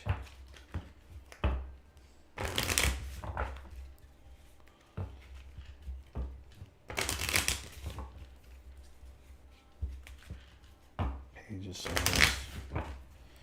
Page of Swords is about learning new things, too. You may be called to learn new things that you're interested in.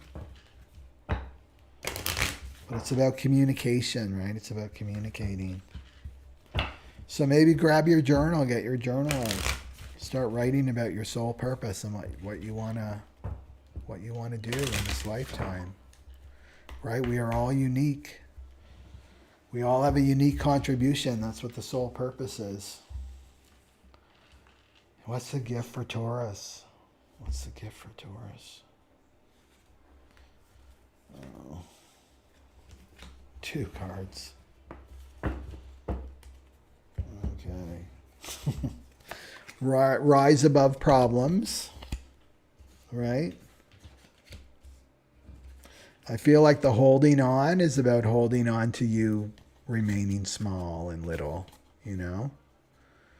Holding on to this old self that you've already outgrown, you know? So to rise above that you're much bigger than that, and you're being called to expand, right? And then the shamanic test. So this is dying to your old self, right? So that fits with this. Dying to your old self. And that whatever challenges you're facing in your world right now, especially when it comes to your career and your soul purpose, that this challenge was created by your soul. So the pain comes from past lives when you failed, right? The shamanic test. So my sense is you didn't follow your soul's calling in your past lives. And so that's why it can be so heavy. So it's just about dying to your old self, right? This is rebirth. The 49 is rebirth. And you've got a couple more years with Saturn in your 10th house for Taurus, Sun, Moon, or Rising. And if that doesn't apply to you, Taurus, check out Aries and Gemini too. But I feel like the medicine is really this taking a curious approach, right? And rising above the problems is rising above the fear, right? Transcending that fear of doing your soul purpose. I mean, doing our soul purpose is like the most enjoyable energy when you're in it. Have you ever been in those moments where time just disappears and you're just in it? It's so enjoyable. It feels so prosperous. That's what it feels like to me. You're just expanded. You're in the moment. You just feel like you know what I mean? When we're doing our soul purpose, that's when you're most, you feel like yourself. The most you feel like yourself. It's doing the soul purpose. So this is a shamanic test. That means you can't get out of it, right? And it's just to do that one little baby step. Keep making those little baby steps every day. Just showing up as yourself every day, you know? And don't worry about rejection. It's like a baby, right? Whatever your contribution is, it's like here's my little baby. I'm showing you my baby. Some people are going to reject that baby, think that baby's ugly, right? I don't like your baby. But you can't let that stop you from showing your baby, because some people are going to love your baby, right? Your contribution, your soul purpose. Yeah. Okay. And the fear is just what other people think of me, right? That's what it comes down to that. It's like letting that go. Okay.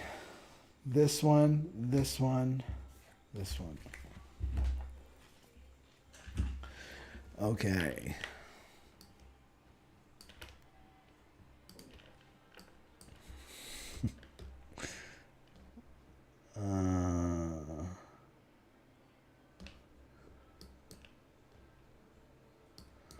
Wow, I've never gotten trolls before and spams. That's crazy. Okay, let's do, thank you, Jen, for handling that.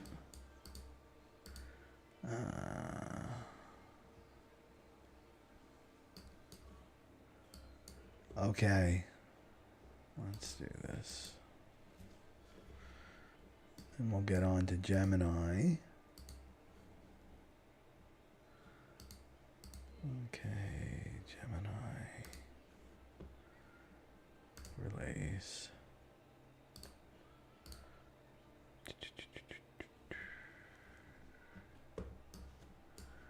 Okay, Gemini. There we go. Okay, for Gemini. It's going to be in the 9th house, right? 12, 11, 10, 9. It's going to be in the 9th house. Okay. So Saturn in the 9th house for Gemini. And so Gemini, check out Taurus and Cancer. If this one doesn't apply, it depends on your ascendant, degree of your ascendant. But the shadow of reaction is in your ninth house. And it's also with the ninth house, this can make, with Saturn there, can make you deeply contemplative. Makes you want to study, like, because it's an educational house, higher knowledge. Makes you get deeper into philosophy, right, and the meaning of life, things like that. And looking at how you view the world, right? It's about your world view. So there can be some reaction there, especially when you start. It's the teacher, right? The ninth house. Especially when you start communicating that, it may be getting you the ego getting you to hold back, hold back and not share what you know. You may be being called to become a teacher, right? Wherever Saturn is where you're being called to be an authority, especially if it's in your natal chart, Saturn. Okay, let's just do some cards and we'll get the full picture here to what to focus on.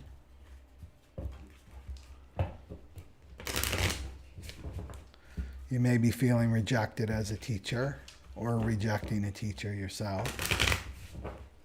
That's challenging you. We're all getting challenged right now, right, for this new age. Because we're being challenged to grow and expand, and the ninth house is expansion. And 12,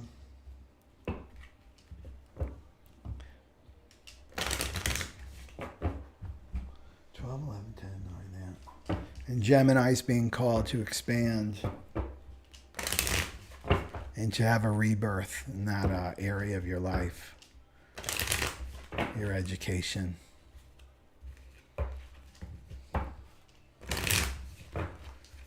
Okay. Let's go Gemini. What's Gemini need to hear? What's Gemini need to hear? What's Gemini need to hear? Another one, victim.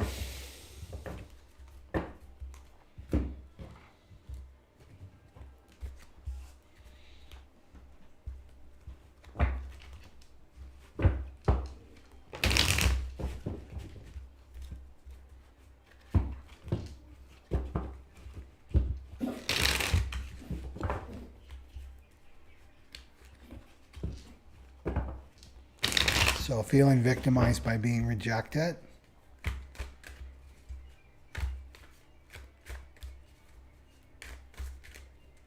That's the card that goes with Gemini here.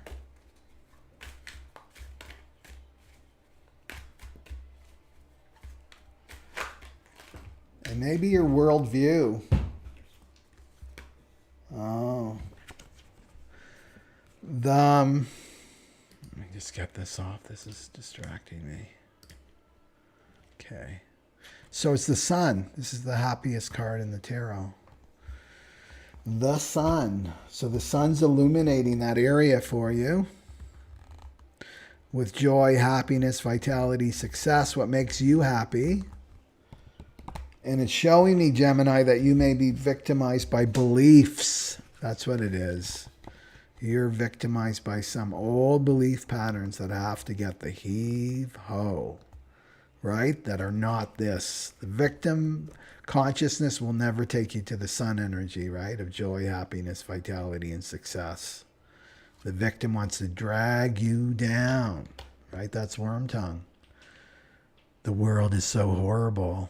Look what's happening in the world. There's war.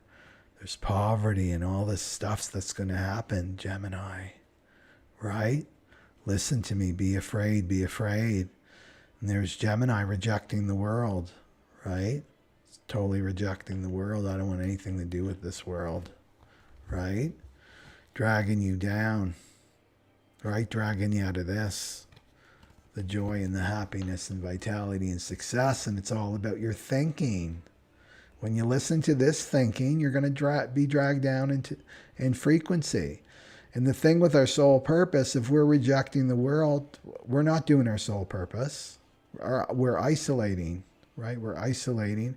And then we start to believe this is what the world is. This is what mainstream news is. As soon as you're on that screen You buy in. The thing is, I told a friend this actually today, right?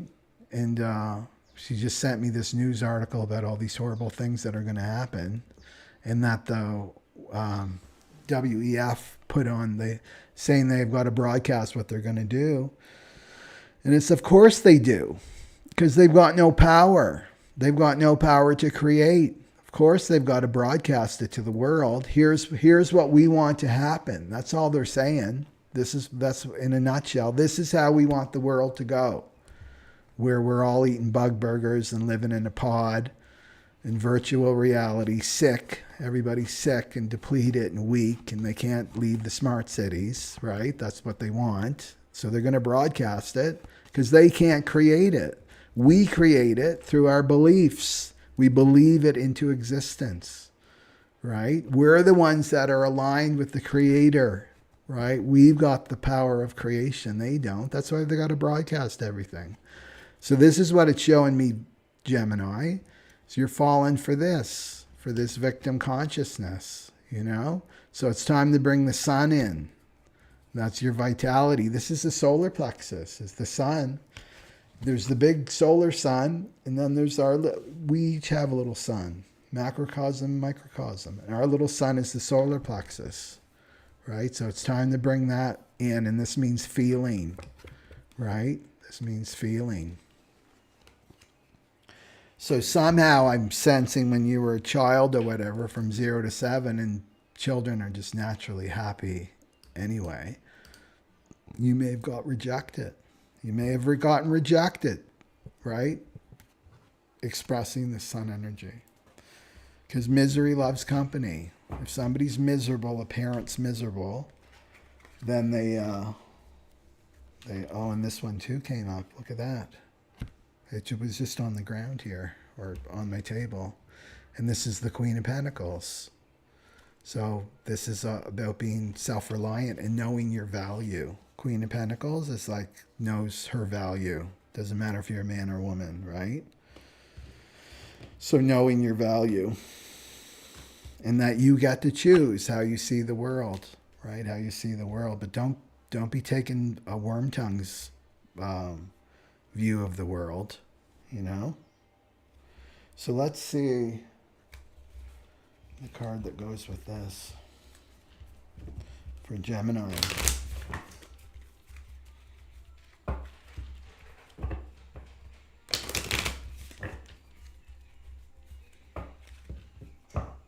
That's how manifestation is. We believe it into existence.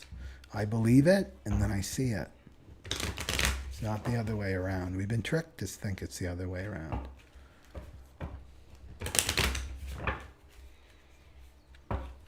That's what Hollywood is. It's creating all these false images. And then you believe it. Oh, it's really happening.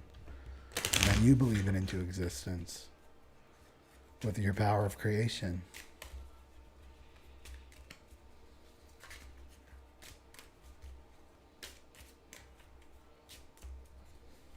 We can feel guilty, right? For being happy. It's the most radical revolution. Let's talk revolution. Because that's the gift of this, is to be happy and optimistic. The sun energy. Okay, what's for Gemini? There's a way through every block. One of the sutras for the Aquarian age. There's a way through every block. So just to know that's going to bring the sun energy in, isn't it? There's a way through every block. No matter what you're seeing out there in the world, there's a way through every block. Because creativity knows no bounds. It belongs to the divine, you know? There's creative solutions to everything. That's what I believe in, is creativity. And the goodness of humanity, right? That's our true nature. Yeah, and there'll be creative solutions that are coming in the future. So that's what I say, Gemini, like you got to embrace the sun energy, more the sun energy, and stop listening to that ego. And knowing your value, you have to know your value. And not get locked into victim. Because victim consciousness is like, that's the mind. It's the mind. And you put yourself in your own prison, right? with that victim consciousness. Okay. There we go.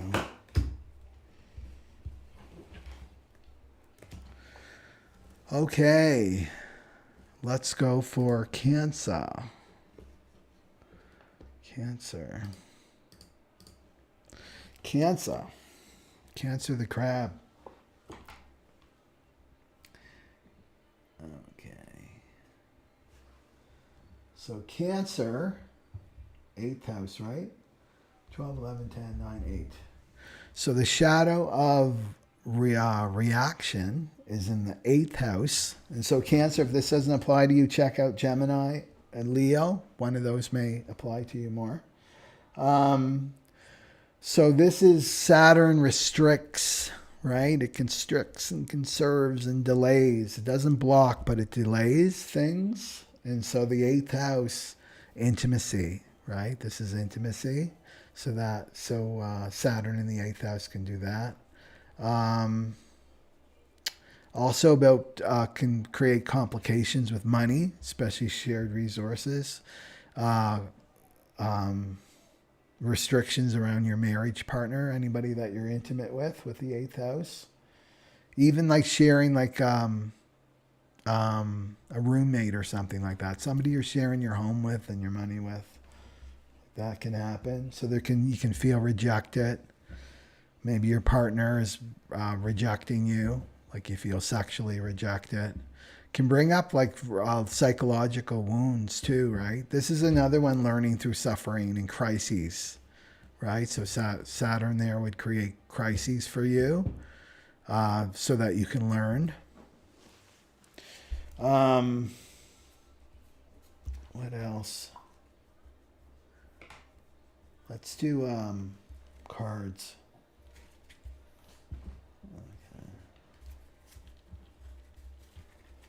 Just money stuff. It can bring up money stuff with the 8th house. And you feel like you have no control over it. But it's helping you mature, right? To get to know what you... Because desire, right? It's been in the 30th. So desiring what you want in a marriage partner. Learning how to manage your money better. Other people's money. Maybe not being taken advantage of. Yeah, but feeling rejected by your marriage partner, that's a big one.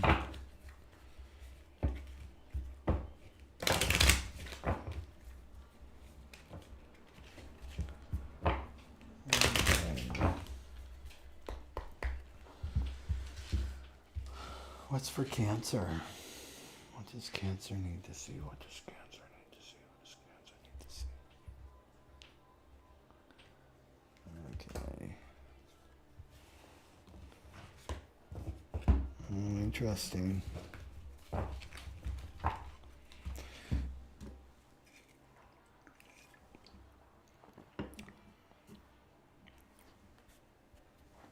So it's the dishonesty card. So it's either your marriage partner being dishonest with you, or you being dishonest with your marriage partner. And then if you think, well, no, I'm a good person. This is the sneaky one, right? For the people on the spiritual path. It's the, I give, I'm a giver. What are you talking about? Well, there's the giving with a string attached, right? So it's like the giving to take, like, to look at that with your marriage partner or somebody that you're sharing resources with. Do I have an expectation of what I'm giving, but am I expecting something back? You know, this is the ego, right? You gotta give, you gotta play the game, right? You give this, and then they'll give this back to you. And this could be affecting your finances, right? Because it's the 8th house. So if there's delay there, like money delay, because this can be clients too, right? Paying you money. There's a delay there or blockage there. You could need some cleanup, like Saturn is saying you need to clean this up. It's learning, right? Saturn is teaching us that we have to learn in certain areas of our life. Okay. So it's the Four of Wands. It's like two people on the beach there, you see. And this is the marriage card, so it's definitely your marriage for the Cancers that are married. And it's also divine union. The Four of Wands is divine union, or twin flame too. It's the 1111 card, right? The Four of Wands. Very happy card. It's a very happy card. It's a marriage card. So this is showing rejection from your marriage partner or your divine union partner, or it could also be keeping you away from your divine union, right? Keeping you away from a marriage partner, like your true marriage partner. To let this, what Saturn is saying, is to let this go. Yeah, because you're rejecting. This is the thing, right? People feel that if you just hear from them when they want something from you, this is the give the take energy. I only hear from them when they want something for me, when they're trying to sell me a workshop or get me to do something. That's the only time I hear from them. It's a turn off for people, right? So they're going to reject you. You're going to feel rejected. So it's just about looking at yourself in truth. And this could be keeping you away, right? This is 8th house, right? This is the marriage house. True marriage, either with the one you're with now or attracting the new one in, right? To watch this dishonesty. Because this is rejecting, right? This giving, the take is rejecting. It's a turn off for people. Let's see what the other card is.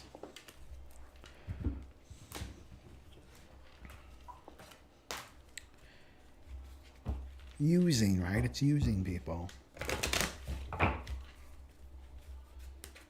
And the thing with our shadows, they're difficult to look at. They're difficult to look at. But we all have to go there. In the 8th house is the shadow. Look at the difficult things we don't want to see in ourselves.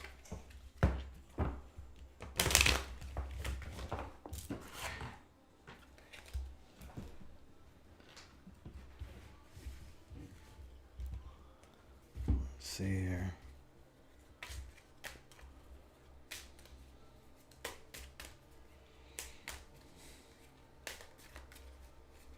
What is Cancer? What's the gift for Cancer? Twin flame's a pretty good gift. And a marriage partner.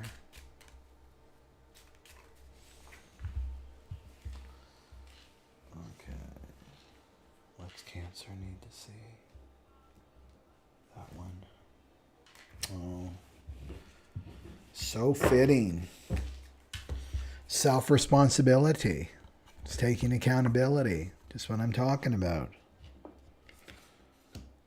Especially if there's the symptom, if there's something going on with your marriage partner. You're feeling rejected by your marriage partner. Feeling rejected by money, like a blockage in money. Right? It's to take accountability, take self-responsibility. Asking yourself the question, why am I attracting this to me, Cancer? Right? Where am I being dishonest in my life? Where am I giving to take? Where am I giving and I'm expecting something in return? Where am I playing this predator-victim game? You know, and it can be really, really subtle. And it's the split mind, right? The ego that's telling you, well, you gotta give to take, right? You gotta give something and then they give back. This is the game, the dog-eat-dog world that we live in. Right? So one part of your mind is trust in the divine, you know? Trust in the divine. Don't stoop to this dishonesty that worm tongue's telling you to get into, you know? Just commit yourself fully to the divine.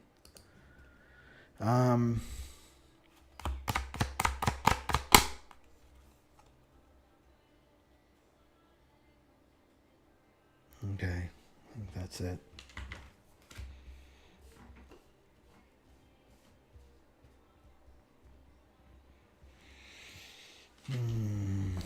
Let me see comments for Cancers.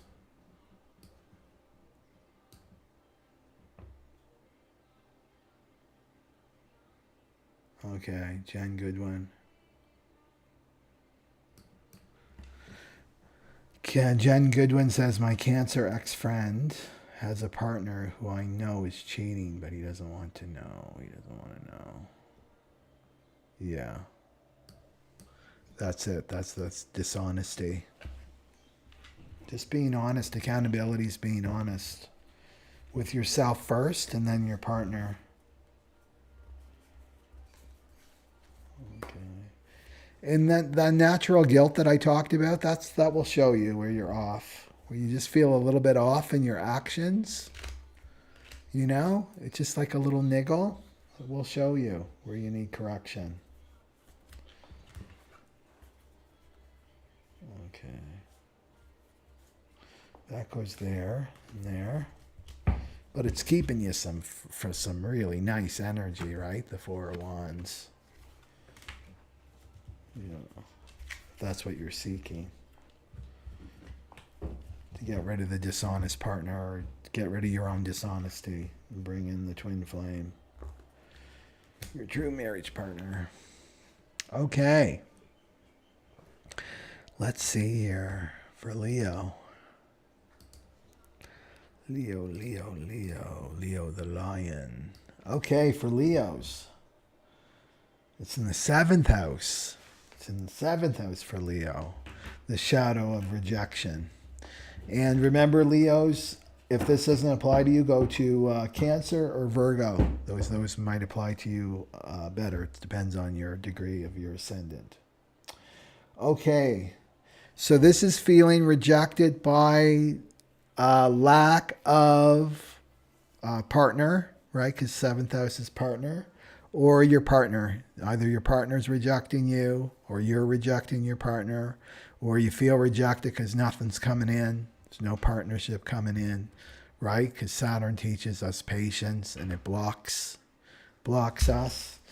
And Saturn is probably teaching you to get clear on relationships, how you're going to relate in your next relationship, you know, and teaching you patience in that area. And not to reject yourself if you're feeling rejected in your life right now by not having a partner. Let's go right to the cards. So I can...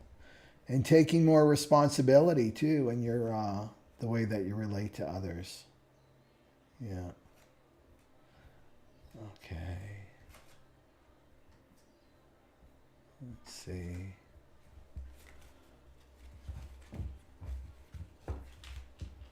And what you want in a partner. That's another thing, right? Saturn gets delays because it wants you to get clear on what do you want in a partner. Just anybody, right? What do you need to get you to look at that? What kind of partner do you want? And then committing to that.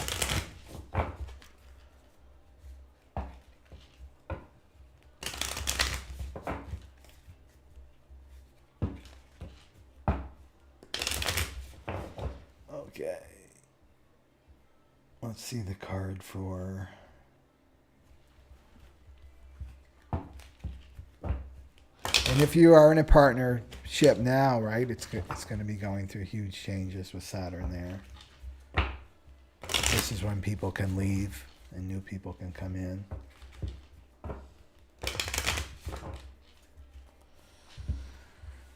Okay.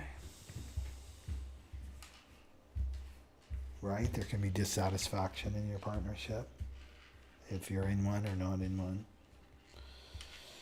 Okay, what does Leo need to see? What's the ego telling Leo? Oh. So the conflict and power struggle.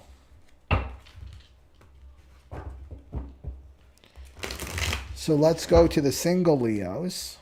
So if you've got the ego is in some kind of power struggle. And this is the inner conflict. You have to look at your own inner conflict. So there could be the power struggle of wanting to be alone, wanting to be single, and then wanting to be in a relationship. Like that kind of conflict can happen. Conflict with your needs, right? In relationship to your partner's needs. There can be conflict there. There can be a part of you that doesn't want to step forward on your sole purpose because of your partner, because you're in a power struggle with them. And the thing is, you're a mirror, right? If you're in a relationship, you're the mirror of one another. So all it takes to do is to step out of the power struggle, is to move forward. Because usually the ego is using the power struggle, worm tongue, right? Is using the power struggle to keep you from stepping forward on your sole purpose. So it's like a big excuse, right? To keep you fighting with your partner or fighting inside you and not stepping forward. That the partner, because it's a mirror, the partner has to go forward, because the mirror has to shift, right? I'm going to go with that. So 2 cards for Leo. Leo, the sun. The sun rules Leo anyway, right? So joy, happiness, vitality, success. And then the magician, right? That's the major arcana, number 1. You see that, a magician wand in the hat. So this is manifesting, right? And how do you manifest? Say you don't have a partner, with this energy, right? So the magician has everything he or she needs, right? They just manifest. They have everything they need inside them already, but it's tapping into your own happiness. What makes you happy? That's what these cards are saying. And this is keeping you away from manifestation, conflict, because your energy gets dispersed. What I talked about, it gets unfocused, right? Yeah. So to step into this energy, which is your power of manifestation, and that's staying in your happiness, you know? Yeah. And also, even if you are in a relationship and you're feeling dissatisfied, step into this energy anyway. Right? Because you can shift. You can shift your partner by shifting yourself, shifting those dynamics. And if that person's not aligned with you, they don't want to go to the sun, they don't want to go to, and like the magician, then they're not for you. And then you'll draw in the person that's right for you, right? That's more aligned with you. Okay, let's see what the other gift card is here. And to let go of, now you know, right? That Saturn has been in the 30 for a while in your 7th house. So you have a good idea what you want now in a partnership. Now it's time to manifest it. Right? Not to feel rejected. That you'll get rejected. Your desire will be rejected by the divine. Okay, so what's the gift here for Leo?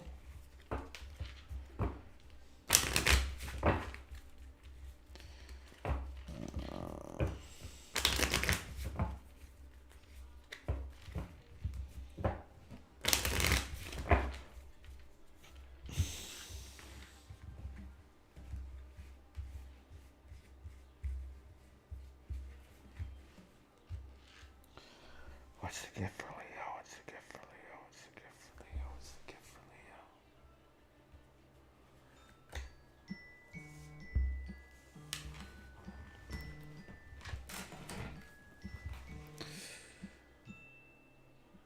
Turn that off. So communication is the card.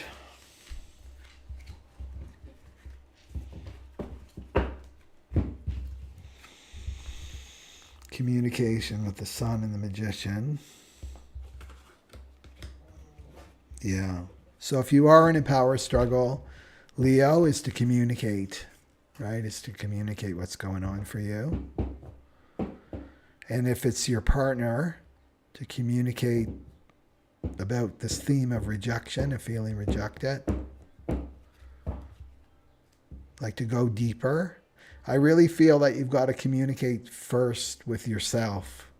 So that's getting your journal out and doing some honest communication just to get it out of you, whatever is going on for you, about this power struggle, and bring it into the light, right? The sun illuminates everything. Bring that into the light of awareness and communicate what you want, whether you're in a relationship or not.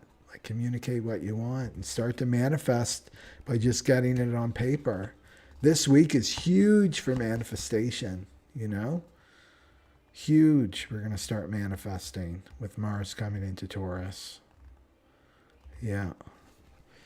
That's what I see, is keep your frequency up and optimistic and happy and not get into the power struggle, right? That will completely dissipate any power struggle and move forward in your life. This is what this is saying, is to move forward in your life. That's good news for Leo.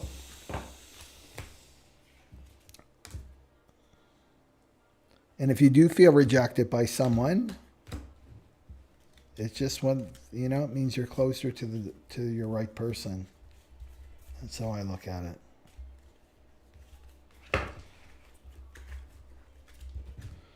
The no means you're getting closer to the yes. Okay. But you can't manifest from power struggle and doom and gloom, right? There's no manifestation there. Well, there is. There's miscreation from there. Yeah. Okay, what are we on now? We're on Virgo. Let's go for Virgo. Okay. Leo, Virgo. Okay, where's Virgo? 1, 2, 3, 4, 5, 6. Virgo's got the shadow of reaction in their 6th house.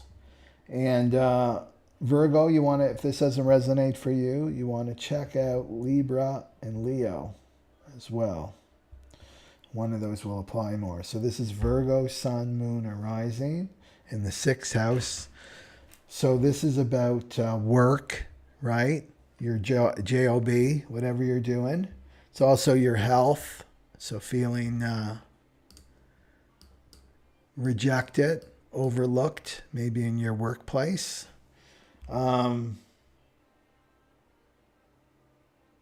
Feeling rejected by with your health, whatever your health state is right now.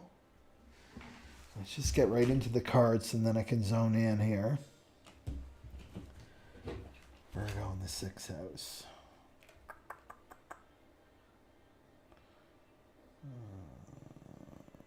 There we go. Yeah. So Saturn there, I mean, that's making you look at your day-to-day routines, getting more structure, because Saturn's all about discipline too, right? Creating discipline and good habits for yourself. Saturn will help you with that.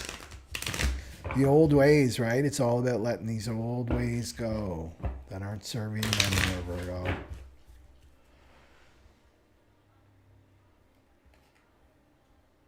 And maybe you're working too hard, right? Virgos are hard workers. Maybe you're getting too worrisome. Virgo's the natural ruler of the 6th house. Getting too worried, getting too anxious. That's not sustainable anymore. Right? Saturn is just saying you got to change.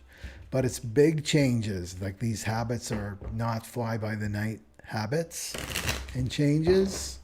They're like lifetime changes that you're going to make.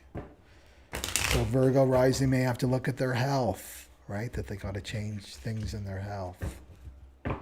Their health. And they may feel rejected.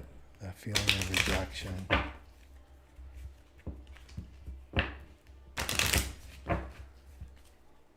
Or get triggered, right? Getting triggered by having to make these changes.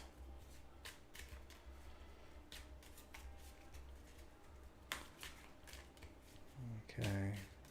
Like your eating habits too. Like changing your eating habits.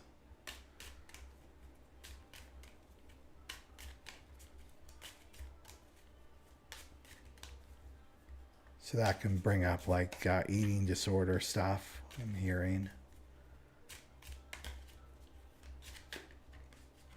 Shamed, right, when you were a child with your eating.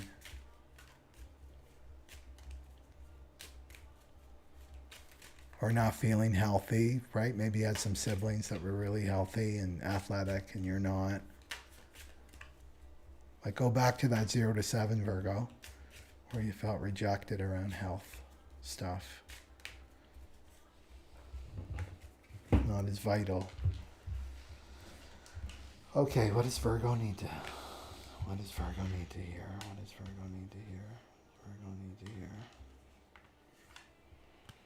Oh, addiction. Okay. So Saturn is in the 6th house saying you got to deal with an addiction, right? So the ego, right, is going to tell you that you need this. You need this: drug, alcohol, person, shopping, sex, video games, Netflix, whatever it is, right, to get through the day. And it's all about avoiding your emotions, right? This is the energy of the 49. And looking outside of yourself for some kind of fulfillment. And all this is doing is hiding you from your soul purpose. A lot of the solutions to all of this stuff is about your soul purpose, about answering the call of your soul, right? So that's what the addiction is hiding. And it's affecting your health, right? It's affecting your health. That's what it's saying. And it's got to change, right? Saturn is in there, so it's got to change. And it's got this theme of rejection, right? Of rejection. Feeling rejected. Let's see what the other card is.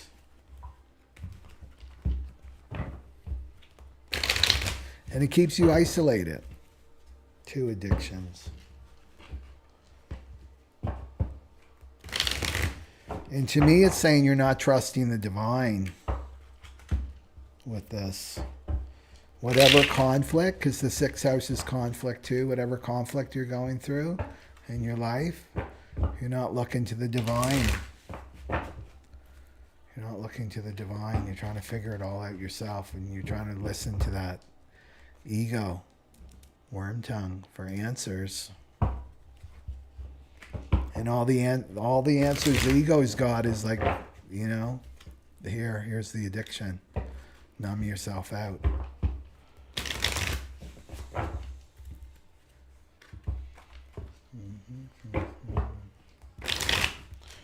Okay, so what's the card that goes with the addiction for Virgo?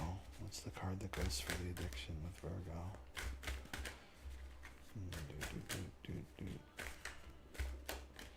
You know, it's emotional, Virgo.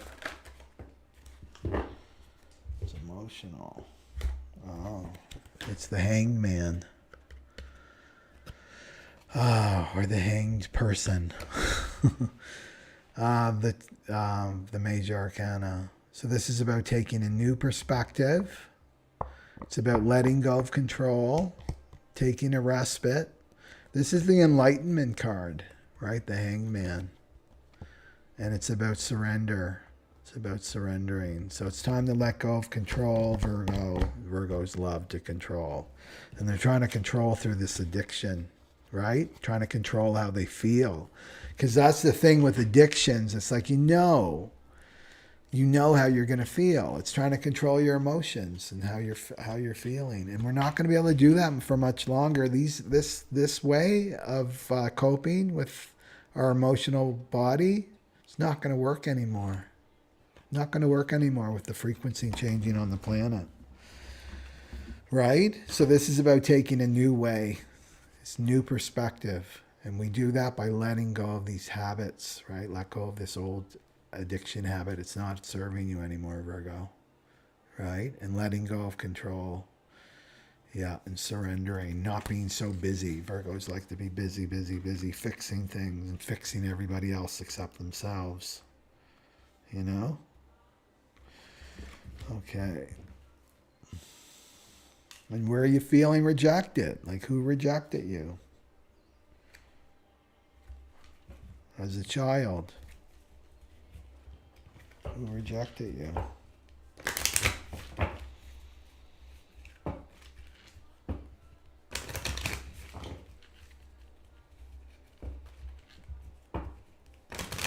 And more importantly, what part of you are you rejecting?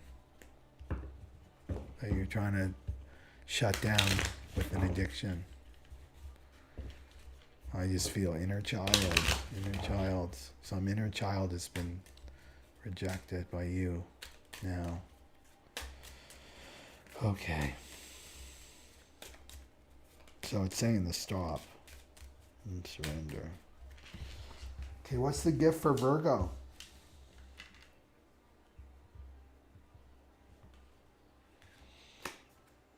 Creativity. Creativity is the card. So drop the addiction, which completely stops any creative energy from reaching you. Even though some people would disagree with that. I don't agree with that. I think addictions, because of the frequency, right? It's the lower frequency energy. Because it's looking outside of yourself for God. That's what an addiction is. Of course, it's not going to be creative. Creativity is like going straight to the divine for solutions, right? Sixth house is all about problems. This is where you're going to find your solution. With taking a break, taking a new perspective on things, right? Letting go of control and letting the creative solutions come through, right? So if it's health stuff, let the creativity come through. It doesn't have to be the same old, to get healthy. You can align yourself with something that's perfect for you. Right? That's creative, that you haven't thought of before. That's what the Hangman's about. Taking a new perspective on things. But pausing, not being so busy in the head. Yeah. Okay. That's for Virgo. That is for Virgo. And then we've got Libra, right? Next. Okay.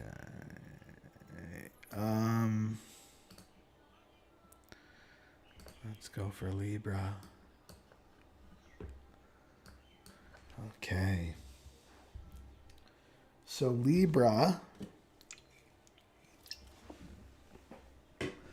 Sun, Moon, Rising, or Sun, Moon, Rising for Libra. So Libra, if this doesn't apply to you, check out Virgo and Scorpio. Those may be more applicable for you. So that's 1, 2, 3, 4, 5. So the shadow of reaction is in your 5th house. So if you're a mother, right, you have a child, there can be feeling rejected by your child. Maybe feeling rejected, something around your creativity if you're an artist. Your self-expression, feeling rejected in that area, or rejecting other people who are being self-expressive. This is about self-love, right? So rejecting yourself and your own self-expression. And Saturn's in there, so that can delay, and if you're an artist, maybe you've got to work a little bit harder to master your craft. You may be called to master your craft. And that takes discipline, takes some discipline. Let's see. Let's see a card, and then we'll...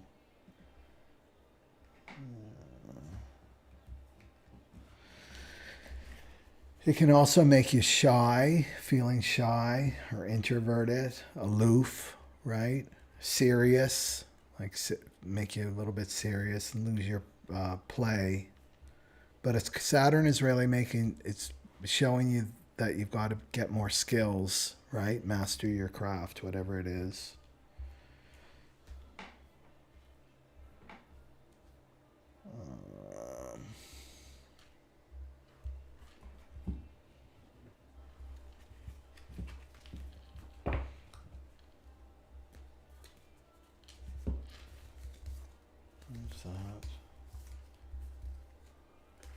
go. It's the house of gambling too, so you got to watch that if you're taking unnecessary risks. Because Saturn's the planet of karma, so your karma will come back on you.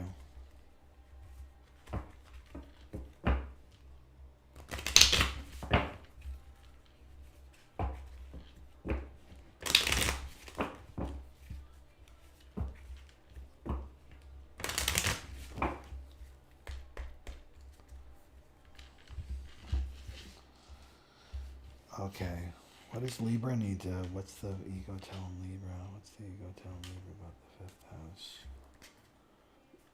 Oh, there's a double. There can be some self-importance to work through in the fifth house in your creativity. So again, this is about letting go. It's like Pisces. You want to listen to Pisces too, Libra.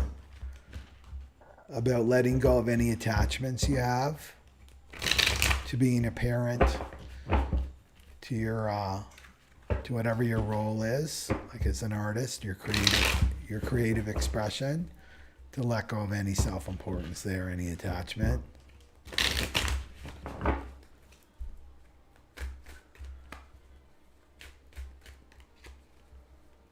And then it won't matter if you're rejected, right? If your self-expression is rejected, if you're not identified with a role. Okay, what does Libra need to hear for the...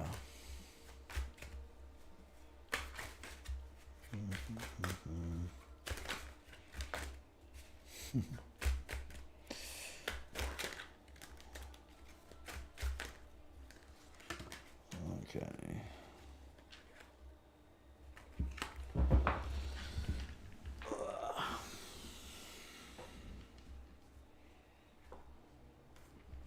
Okay, there's two. So the Ten of Pentacles and the Six of Pentacles. It's all about money and the practical. So it's saying the give and take has to be in balance. The giving and receiving have to be in balance. And generosity, the Six of Pentacles. So being generous with your creative expression. So sharing yourself more with your family. Ten of Pentacles is with your family. So either your nuclear family, if you have a partner and children, or cats and dogs, they fit under family too. And this is going to help with your financial success too, and long-term success is sharing, giving, and receiving. And that's the thing, right? To give is to receive. That's a divine law. Let's see what the other card is.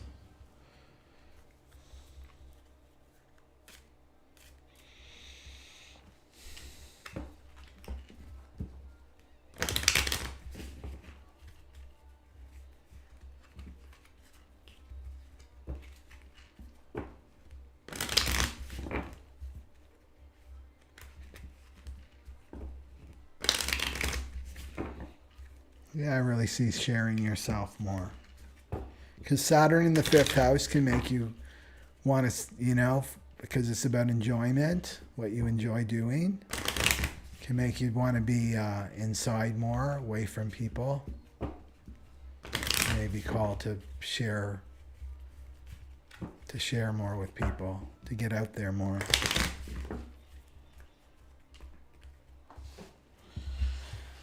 Okay.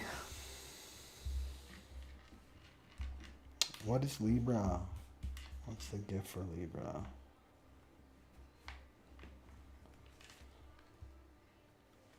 Another double. Self-responsibility, accountability.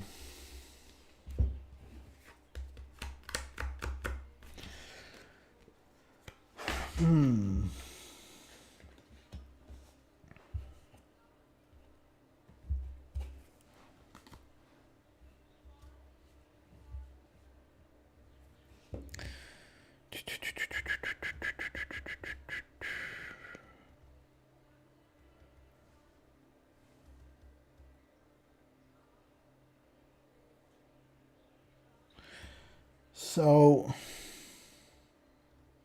I just hear children for the Libras that are parents. So taking accountability, especially if you're having some kind of conflict with your children or your self-expression or your whatever your creative expression is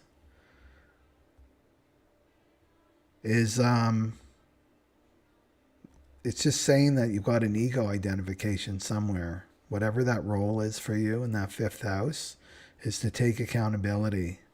If you're experiencing rejection with your art, you know, because this is self-importance.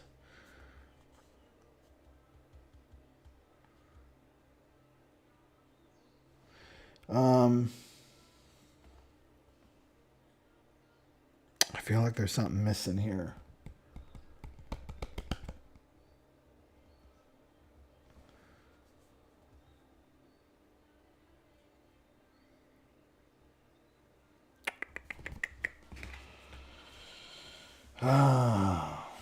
Let me just see this slide again. Oh, I want to see something else, yeah.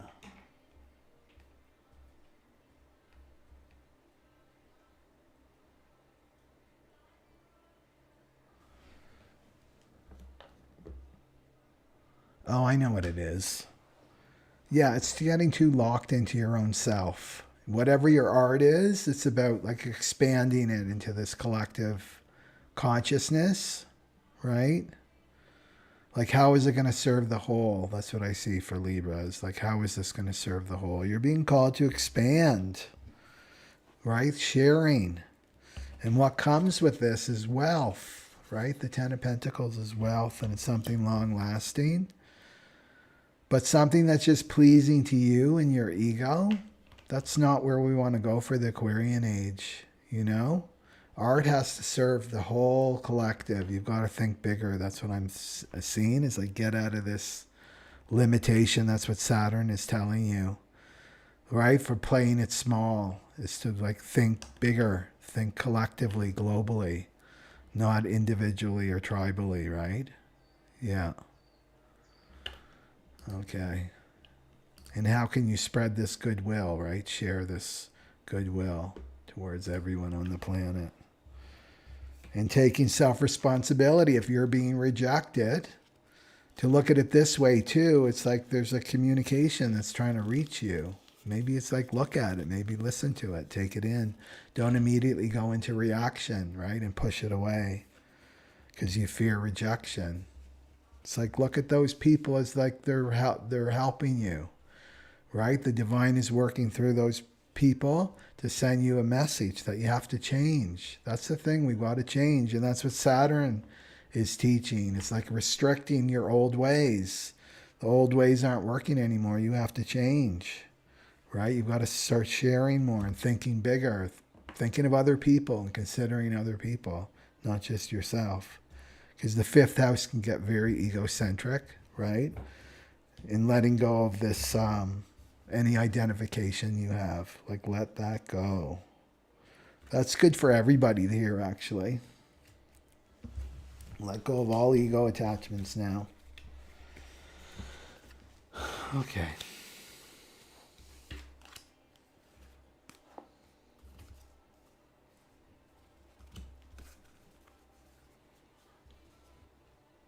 Trust.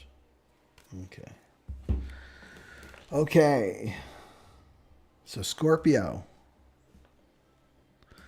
Let's go for Scorpio. Scorpio. Okay, Scorpio.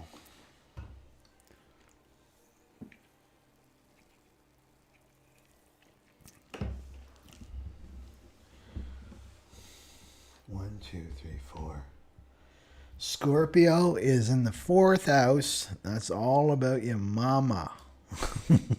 Feeling rejected by your mother. So emotionally rejected by your mother. You know, wipe those tears. I'll give you something to cry about. Whatever your mama told you. This is all about your This is about your inner child, right? The fourth house and your relations with home. Yeah. And so what we do, right, when we're rejected as children, then we reject our own inner child. Or we internalize our parent, right, our mother. So we reject our emotional self, you know? Let's just get right into the cards for this. And you may be feeling rejected in your own home, like your own home. Rejected as a mother if you're a mother Scorpio.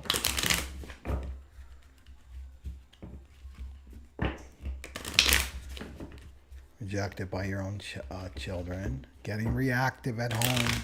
Getting reactive at home because you're feeling rejected. That's the root of it. And, you know, and Saturn in the fourth house could be showing you got to take care of your own emotional needs now. Maybe you had a pattern, Scorpio, you're going to other people. Right? Take care of me. Take care of my own inner child. And Saturn's not going to let you get away with that. It's got to make you emotionally self-reliant. So you're maturing emotionally now.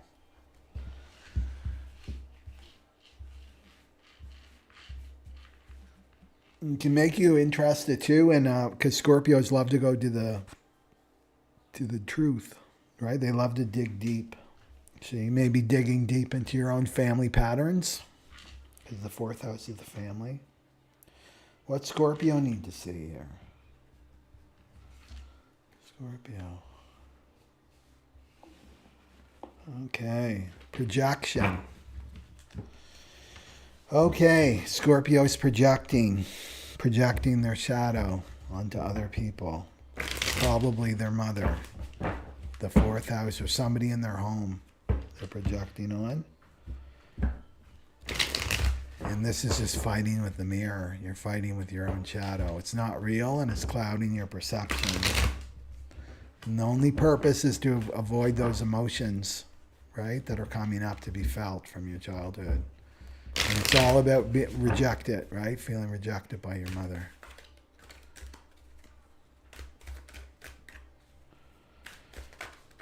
And remember, who gets hurt, right? When you fight with the mirror. Only you. You get the mirror. The mirror's fine. You get hurt. So there can be a rebirth in your emotional self, right? That rules the emotions, the fourth house. Okay, what Scorpio need to see here? That's too many. Okay.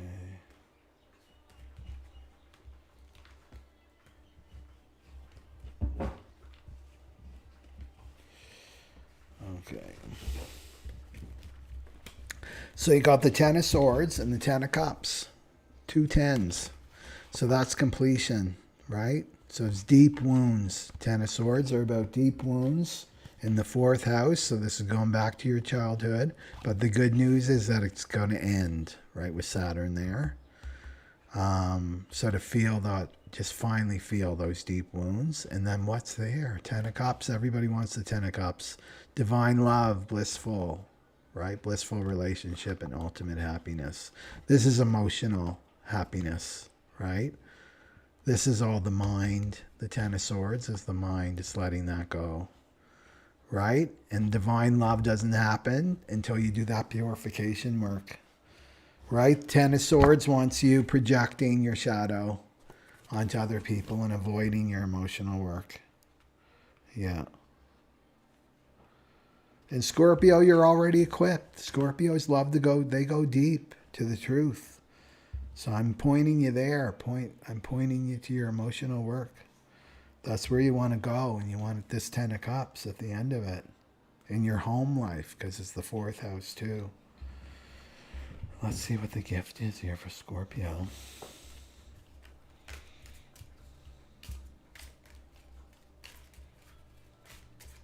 And it's loss, right? The deep wounds of loss.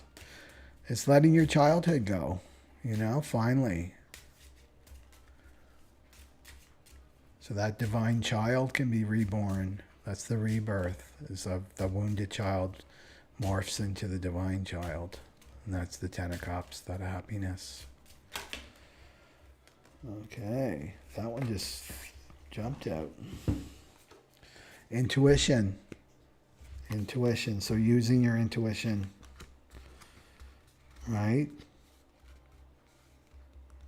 And that means going within, because it's the fourth house, like really going deep within and listening to your intuition and not listening to the ego and worm tongue telling you to project how you're feeling. It's their fault. It's their fault you're feeling this way. Even go beyond the mother, right? Even beyond your own mother, right? And listen to that intuition, because the shadow is just clouding your perception. You're not seeing reality as it is, you know? And your intuition will guide you. Will guide you to the Ten of Cups and that healing. But it's got to do with the reaction, right? You're reacting to feeling rejected. And there's probably somebody in your home life that's doing that to you right now, so that you can feel it. Okay, let's go for Sagittarius. Sagittarius.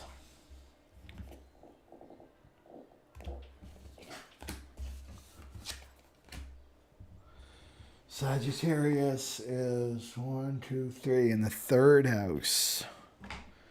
So Sagittarius is getting lots of lessons around communication and how they communicate, especially with their siblings too, because third house rules the siblings. So there can be people reacting to their communication, right? Or they're reacting to other people's communication or reacting to their siblings. So you want to go to rejection. Do you feel rejected by your siblings? Do you feel rejected by people with your communication? Sagittarius, you may be like, why are people so nasty to me and writing me off and saying they never want to talk to me again, or they're ghosting me? Well, you got to look at Saturn in there in the third house is showing you that things have to change around your communication. You got to learn to communicate better. Could be showing you that. Okay, what's the...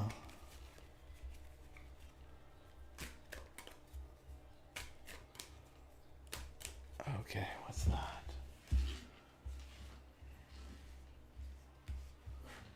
What does that... What Sagittarius need? It's that one right there. Anger. Sagittarius got the anger card.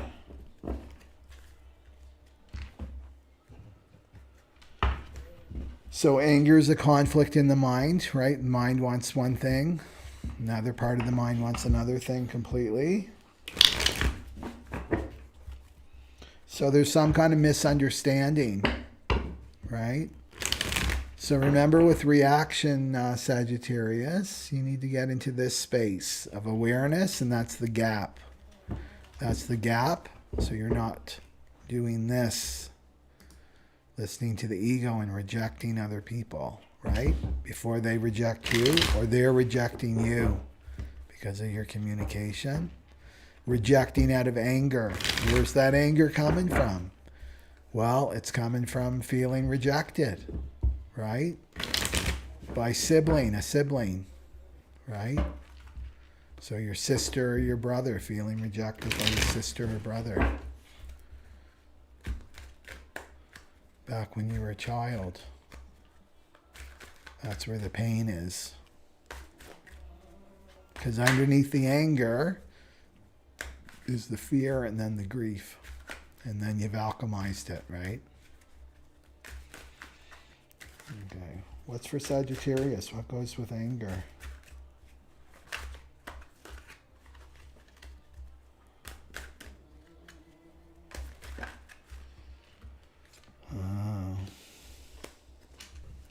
The Five of Wands. You see him? He's he's pushing up a boulder up a hill. Five of Wands. So this is conflict, inner battle, competition, difficulties. Right? So going with anger, feeling competitive with your siblings or your siblings competitive with you. Can be inner conflict, right? With anger, some anger. Just residual, right? It's going back from 0 to 7 years old. Yeah. And also to look at your mind too, because it's the third house, it's your mind of when we're in the adolescent stage, 8 to 14, that's where the mental body starts to develop. And this is where we inherit our belief systems from. So there can be anger back there. I would look from 8 to 14 years old too. But feeling this competition, right, with your siblings. And it's coming across now in your life with the actual siblings, or people that remind you of your siblings, your brother, your sister.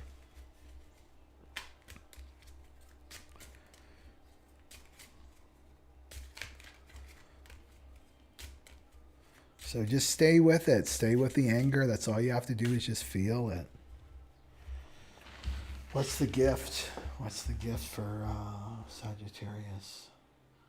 What's the gift for Sagittarius, please? What's the gift for Sagittarius, please? Tell me what the gift for Sagittarius. What the gift for Sagittarius? This one. Another sutra for the Aquarian age. So understand through compassion or misunderstand through the times. This is one of the sutras for the Aquarian age. So this means opening up your heart. This is some kind of misunderstanding with the sibling stuff. It's this is where the ego wants you to stay. The ego wants you to stay in anger. If any emotion the ego feels the most comfortable with is anger or depression. That's where the ego wants you to stay. Understand through compassion is going into the heart, right? Going into the heart. But you're not going to get into the heart until you feel the anger, right? From your past. Feel the anger from your past. Yeah. And then you're going to see that whole person differently, whoever you're having a conflict with. Even yourself, because it comes from the self first. When you start to see through your heart's eyes, see through your heart, that's when you're in compassion, the energy of compassion. Yeah. Okay. So you're going to have a rebirth with your communication, Sagittarius. Okay. Let's go for Capricorn.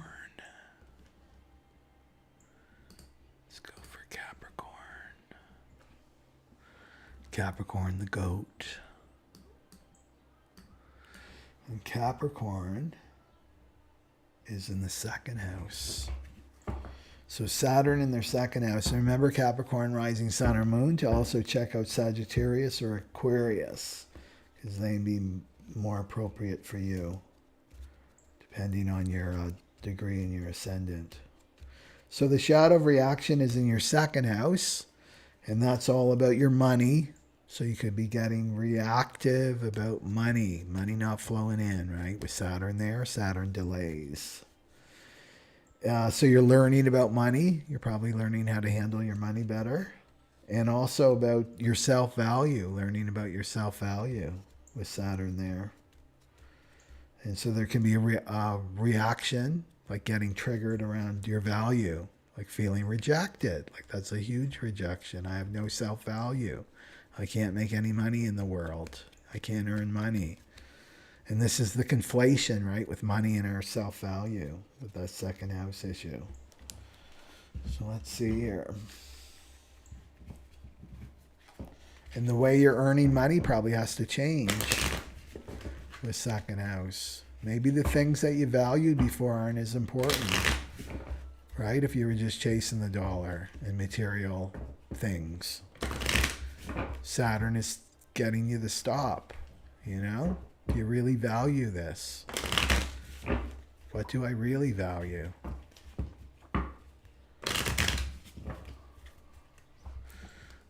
Okay.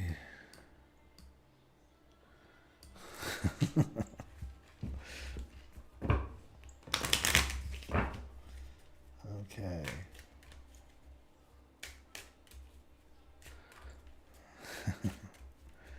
Okay.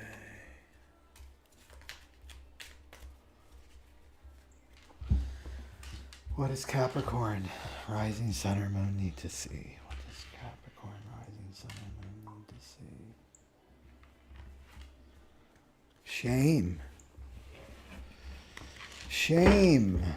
I haven't seen that in a while. So Capricorn, rising sun or moon is dealing with shame in the sense of failure in the second house around money.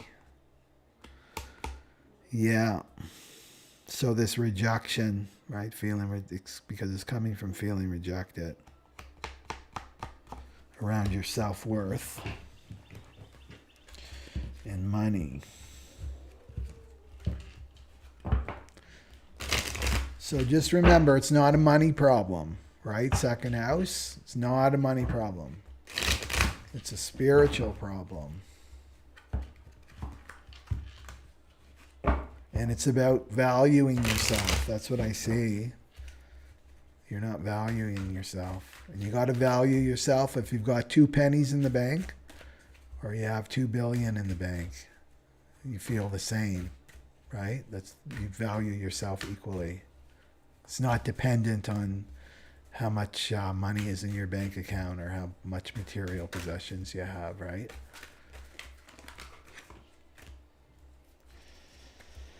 Okay, the moon. The moon. So that's things that are hidden. So the shame and failure have been hidden under money and material things. Capricorn's an earth sign too, so it likes its material things. Fears and secrets and illusions. So any money problems, this is a gift. Right? Any money stagnation that's coming in, or you're not feeling valuable, right? Your self-esteem is plummeting. It's a gift because Saturn is showing you what's been underneath this for a long time, right? What's been hidden is coming into view now. Yeah. And it's also showing you to do shadow work. That's what the moon rules, shadows. Yeah. So look at your judgments, like what projections are you putting out there about money? That's a good exercise to do, is get your journal out and then just start writing about money. Write out your money story. And do you have judgment towards people who have money or who don't have money? Oh, that person's a loser because they don't have money. That person could be happy as a clam, right? And then you can get somebody who's like a billionaire and they're a complete sad sack, you know? Like, look at your judgments and bring them in truth. Is this true or not? But it's this feeling around rejection. Money is bringing up this wound of rejection, of feeling rejected. So don't go to money, like go to the rejection, right? When did I feel rejected as a child? And it affected my self-esteem. And who taught me that I had no self-value, right? Like, look there to heal. Because there's a lot of shame there and there's a lot of failure that you have to look at now, Capricorn. Okay. And the moon is mother, right? The moon rules mother. Okay, what does Capricorn need to hear? This one right here. Yeah. So be present. That's the gift here. Is to be present now, in the here and now. And a good mantra for you is, I am happy. Why am I happy? Because I have no future. Right? This is where this is coming in, the shame and the failure. And the moon is because you're projecting yourself into the future and listening to Worm Tongue telling you the nightmare story. You'll be homeless. You'll be out on the streets. Right? Whatever Worm Tongue is telling us, all the same things, right? Our worst nightmares is when you're present, when you're fully in uncertainty. That's the present now moment. You have no future. There's no such thing as a future. There's only now, the present, right? So that's what this is saying, to operate from this place. Because all this is coming in when your mind's taken over and you're projecting yourself into the future. You know? So when you become more and more present, like I'm going to become really, really present now. I'm not going to worry about the future. I'm going to let the future take care of itself, that I don't have to be strategic, right? Figuring everything out with my mind. That I'll let the future take care of itself, and I'm just going to be happy, and I'm going to be in that frequency. Then these buried emotions have room to come up now, right? The sense of shame and the sense of failure. And then you just feel them, and then they're gone, right? That's what I see for Capricorn, but there's some kind of rejection around your self-worth. That's what I would explore. But you got time, right? You got time. Saturn's in there. You're going to have a total rebirth around your finances and what you do and how you earn your money.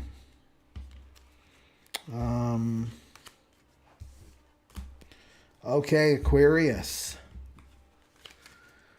We're going for Aquarius, the last one. Okay. So Aquarius, all in the first house. So that's so Aquarius, if this doesn't resonate with you, check out Capricorn and Pisces, right? Depending on your the degree in your ascendant, those could apply more to you. So this is how you show up in the world. This is your identity. It's totally your identity. So this is dealing with the rejection of yourself, who you are, right, in your world. And you may be feeling rejected. I can't be who I am. Or fearing, right? Fearing that other people are going to reject me if I'm truly myself, my authentic self. You know? Let's see some cards here. Or rejecting others before they reject you, right? You can't fire me, I quit. That type of thinking. And Saturn in the first house is like completely changing and shifting you, right? That how you show up in the world has to change. Even your appearance is probably changing too, Aquarius. Rising sun or moon. Okay, what does Aquarius need to... What does Aquarius need to say? There we go. Freedom. Got the freedom card. How did freedom end up in there? Okay, I'm going to go for it. It's not in the problem heap. Yeah. Okay. Well, freedom, that's what we all want. Right? And why do we want that? Because that's the soul. The soul is already free. That's what it's saying. It's to free yourself from what other people think, right? And the fear of people will reject me if I'm truly myself. You're an Aquarius. You're supposed to be different and unique. You know, that's the archetype of Aquarius. You're entering the Aquarian age. So free yourself. And only you can do that, right? To stop listening to worm tongue and the ego. Oh, that person will reject you if you're like a super freak, you know? You can't wave your freak flag. You'll get rejected by society or whatever. Don't listen to it.